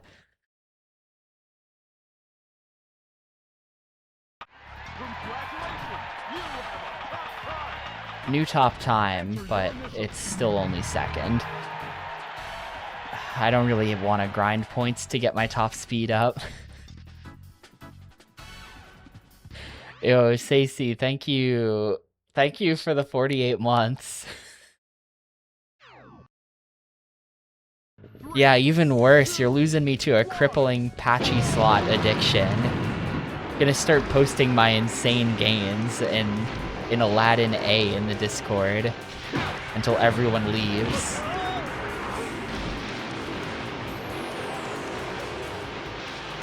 I appreciate it a bunch.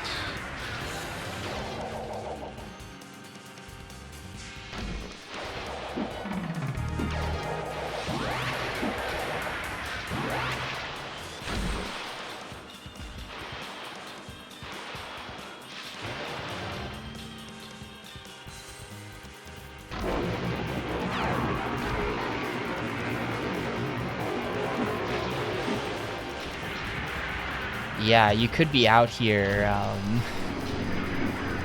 you could be out here literally just like, it's the same controls. It's the same controls as the Yakuza 2 version, where you just like, you know, mash one button to input all the tokens, pull the thingy, and then press the buttons in the order. And you just do that over and over again in the hopes that you get an Aladdin chance or whatever. It's just the same terrible gameplay.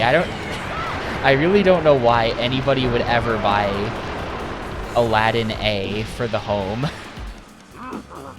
Who's like, yeah, I need that. I just crazy. Completely crazy. I don't know who would do that except for me. But I have my own reasons. I actually did learn something interesting from the manual. I gotta try harder. I gotta try harder to translate the manual, but there was something I was able to learn from the manual that surprised me. I was surprised when I learned this. So if you check GameFAQs, right? If you check GameFAQs, every GameFAQs guide everywhere for the Slot Ace says, make sure you press the buttons in the order 1, 2, 3. Make sure you go left to right on the buttons, otherwise you will lose a lot more. You won't win nearly as much. And I always thought, like, that has to be superstition. That is stupid. But in the manual of Aladdin A on PS2, it straight up says, press the buttons left to right, or else you will not win nearly as much. Although, actually, interestingly, it says you can also press them in the order 1, 3, 2. 1, 3, 2 is also viable. They call that like a scissor press or something. They had a fucking term for it. It's like straight press and scissor press or something like that. There's names for these techniques. This is an advanced patchy slot technique. Pressing the buttons 1, 3, 2 instead of 1, 2, 3. But yeah, apparently that's real. That's just like a weird esoteric piece of pachinko knowledge that you want to press the buttons 1, 2, 3 because then you win more. Not a clue why that's... Not a clue why that's a mechanic. That seems like a horrible mechanic, but... Like, why would it matter? But apparently it matters. So that's a thing. I think I might have tracked down what causes an Aladdin chance as well. It seems that when Aladdin shows up, he will call out some kind of specific bonus that I just never saw because I pressed the buttons too fast. And if you win a specific bonus that lines up with the one he asked for, then that triggers the Aladdin chance. Something like that. The translation was not good. Google Translate could not handle this manual. It's only like 6 pages. I might try to like do a kind of okay job scanning it and then put it on archive.org for future generations of pachinko addicts or something. I feel like that would be a service to the world. Oh yeah, the other thing that I found out that was interesting in the manual was the other interesting bit of info is that there's a table in the game. You know, when you start up the machine, it lets you pick between setting 1 through 6. Literally, it's just like, do you want setting 1, 2, 3, 4, 5, or 6, and you pick one. It turns out that that's the payout settings, where setting 1 is the worst payout and setting 6 is the best.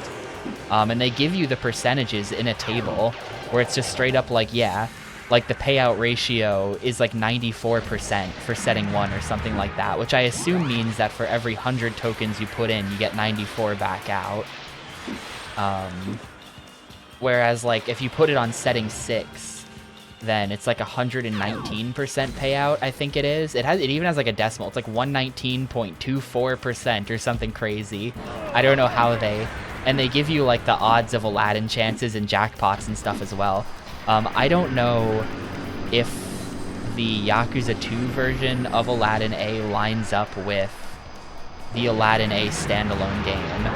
And I also don't know how both of those things compare to a real-life Aladdin A machine. But It's possible that it's the same. It's possible that all the numbers are the same, and the Yakuza 2 machine is just set to like setting 6 or something. And we could just straight up refer to the table in the manual and be like, yeah, your big jackpot odds are like 1 in 250. It's like numbers like that. You know, there's your chance at getting the 777. I find it kind of interesting that they give you those numbers. Well, so the thing is, Aladdin A is a Sammy machine, and Sammy merged with Sega. You know, they're technically, to this day, like Sega Sammy Enterprises or something like that, I think. So they are the company that makes the machine, you know? It's their machine, so it might be accurate in Yakuza 2.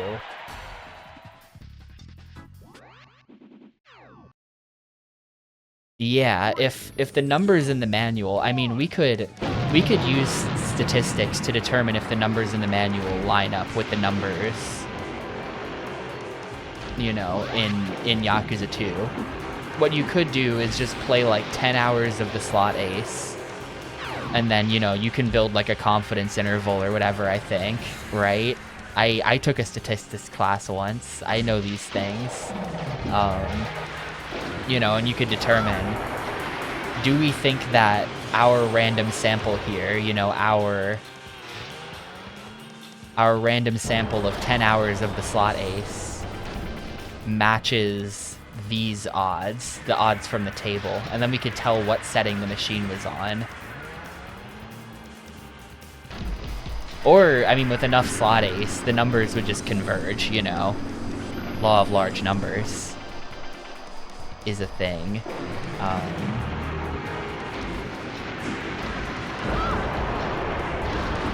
But like, we could definitely experimentally tell, and like, maybe if I went back and looked at my VODs, I probably don't have enough data to tell, but maybe if I went back in the VODs, it would be a real boring process. Nobody here should do this, and I'm not gonna do this, but you could probably go back in my VODs and then calculate the odds and then compare to the odds in the table in the manual. And you could maybe get some kind of insight from that.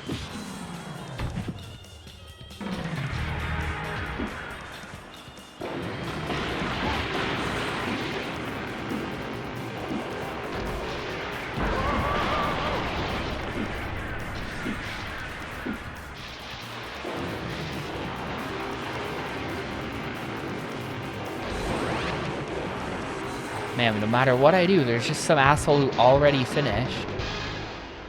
That's not what I'm saying. I'm saying I mean, that it's possible. Anything's possible. I'm just saying we can figure out which setting the machine is on, if it is on one of the settings 1 through 6. 3, 2, 1. You know, it's possible that Yakuza has some kind of technique like that, though, right? Because, like, you know how Yakuza 5 has the lucky day text? Where it's like, today's your lucky day, and then you, like, win at gambling more, or, like, you just don't lose. Versus when you get the text that's like, you know, your luck today is terrible. Nothing good will happen to you. And then you get terrible luck and you can't possibly win at gambling. Like, that's a thing in Yakuza 5. So we know that they rig the odds. We know the odds are rigged for some of these games. It's possible that when you, like, interact with the machine, it does pick a setting and it's just like, all right, are you going to be lucky today, or are you just going to get shit luck, you know? That's possible. It might do that. But, I don't know. I just don't know. Someone who's better at reverse engineering than me needs to take a look at Yakuza 2 and figure this out, because I couldn't figure it out at all.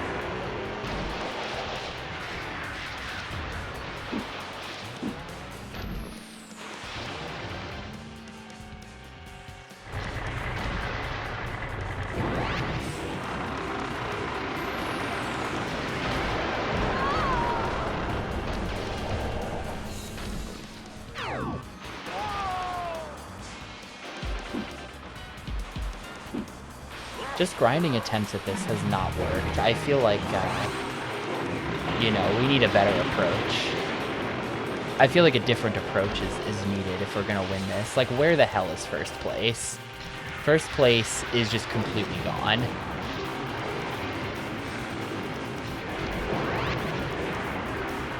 Right? Like, that was great. That was a great time. And first place was just gone. We never saw them. So, like, clearly there's something up. Clearly there's something up. I mean, that was actually only my third best time, but still. There's some kind of shortcut that I'm not seeing or something like that.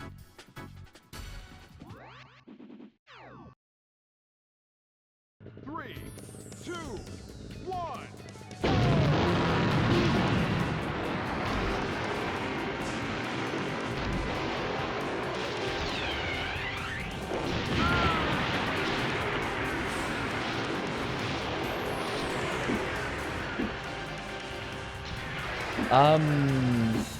That's it.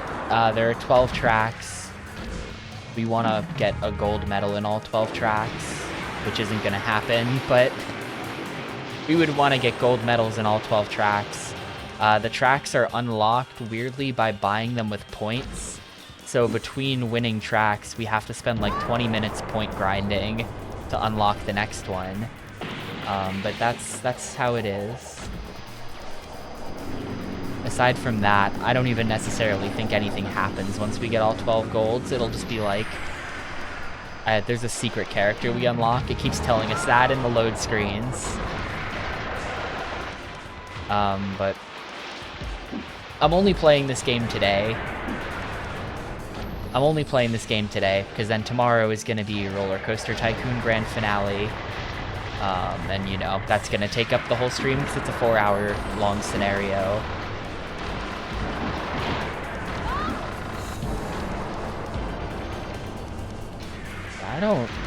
I mean, I'm like jumping above the map there so I can see out of bounds, and I'm not seeing any kind of shortcut that I could take.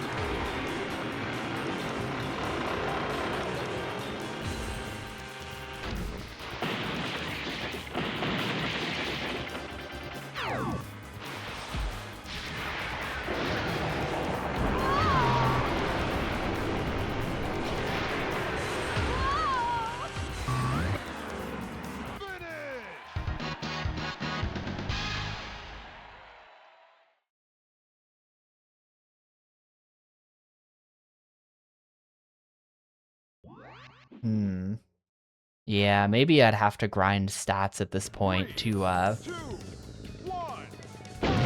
maybe at this point I would have to grind top speed. This might be the time to grind top speed. You know what? Want to try? Let's try expert mode. I'm not gonna grind stats for top speed because I'm just not doing that. We're gonna try expert mode and see if it turns off the rubber banding. That being said, I have no idea how to tell when the code is active. Ah, there we go. No catch-up mode enabled, it's called. They called this expert mode.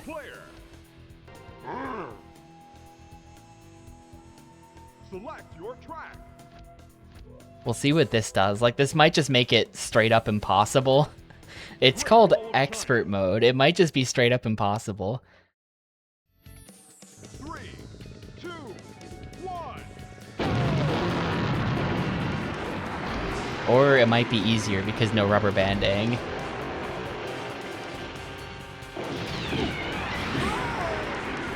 Nah, there's still rubber banding. Look at that guy. I think it's just no rubber banding for me. Look at them go. I think it's a no rubber banding for me mode, and they can still do whatever the hell they want. That's awful. That's just even worse. Why would you turn that on?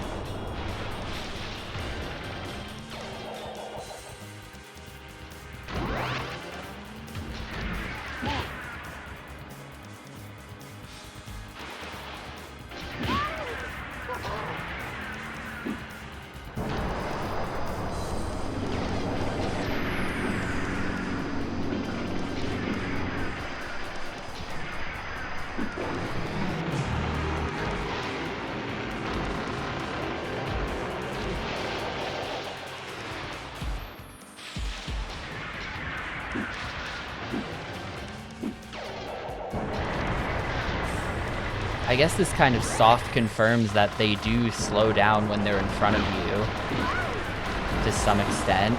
Because, like, this is what it's like when you turn that off.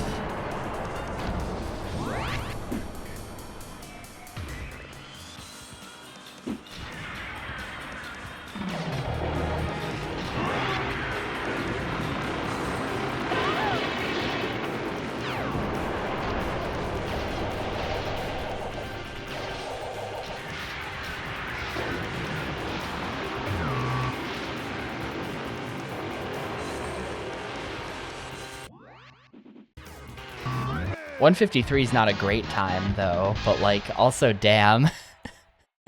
Damn, dude.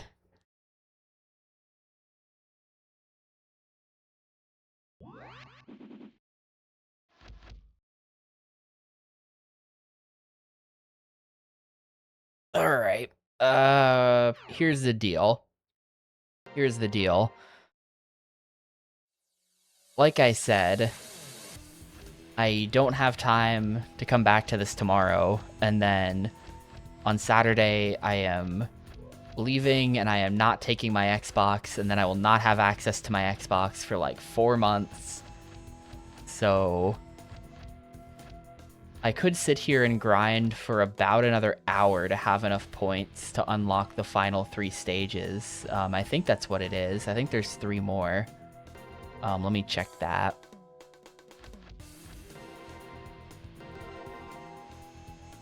There's either 2 or 3 more.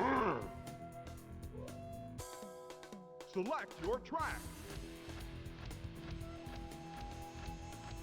Yeah, there's 2 more, so it would be about 40 minutes of grinding. I'm not gonna do that right now, though. I think what's gonna happen... I mean, I could do that, like, just later tonight when I've got time, and then tomorrow we can just do these 2 tracks real quick so that they've been seen, you know? Just because, like, this one looks like it's called Hometown USA. That might be fun. This one looks like it's some kind of ancient Greek thing.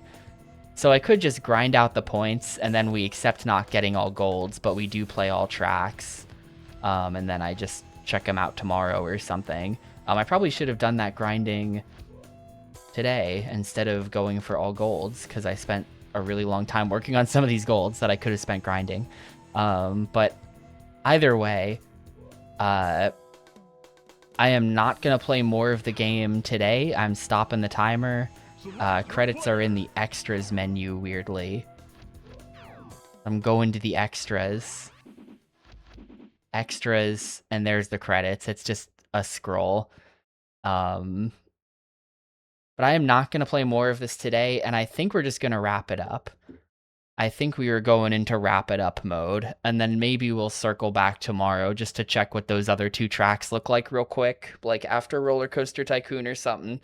But yeah, that's basically gotta be GG, unfortunately. I just don't, I kind of thought this was gonna happen because of the points grind. I just don't really have time to actually finish this game because I'm literally leaving in like 2 days.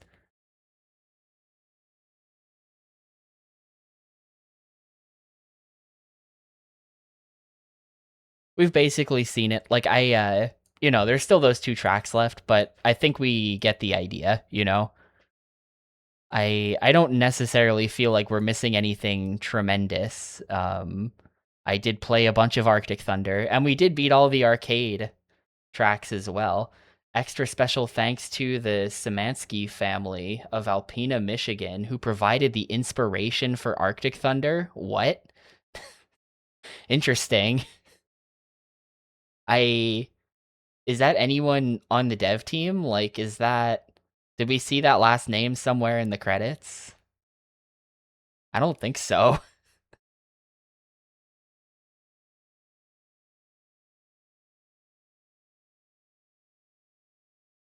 Maybe that's like friends of one of the devs.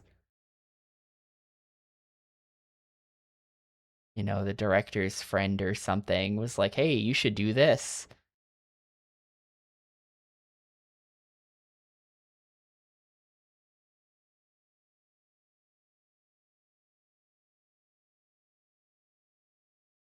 But we did do all the arcade tracks. Like we were on the console only tracks at that point.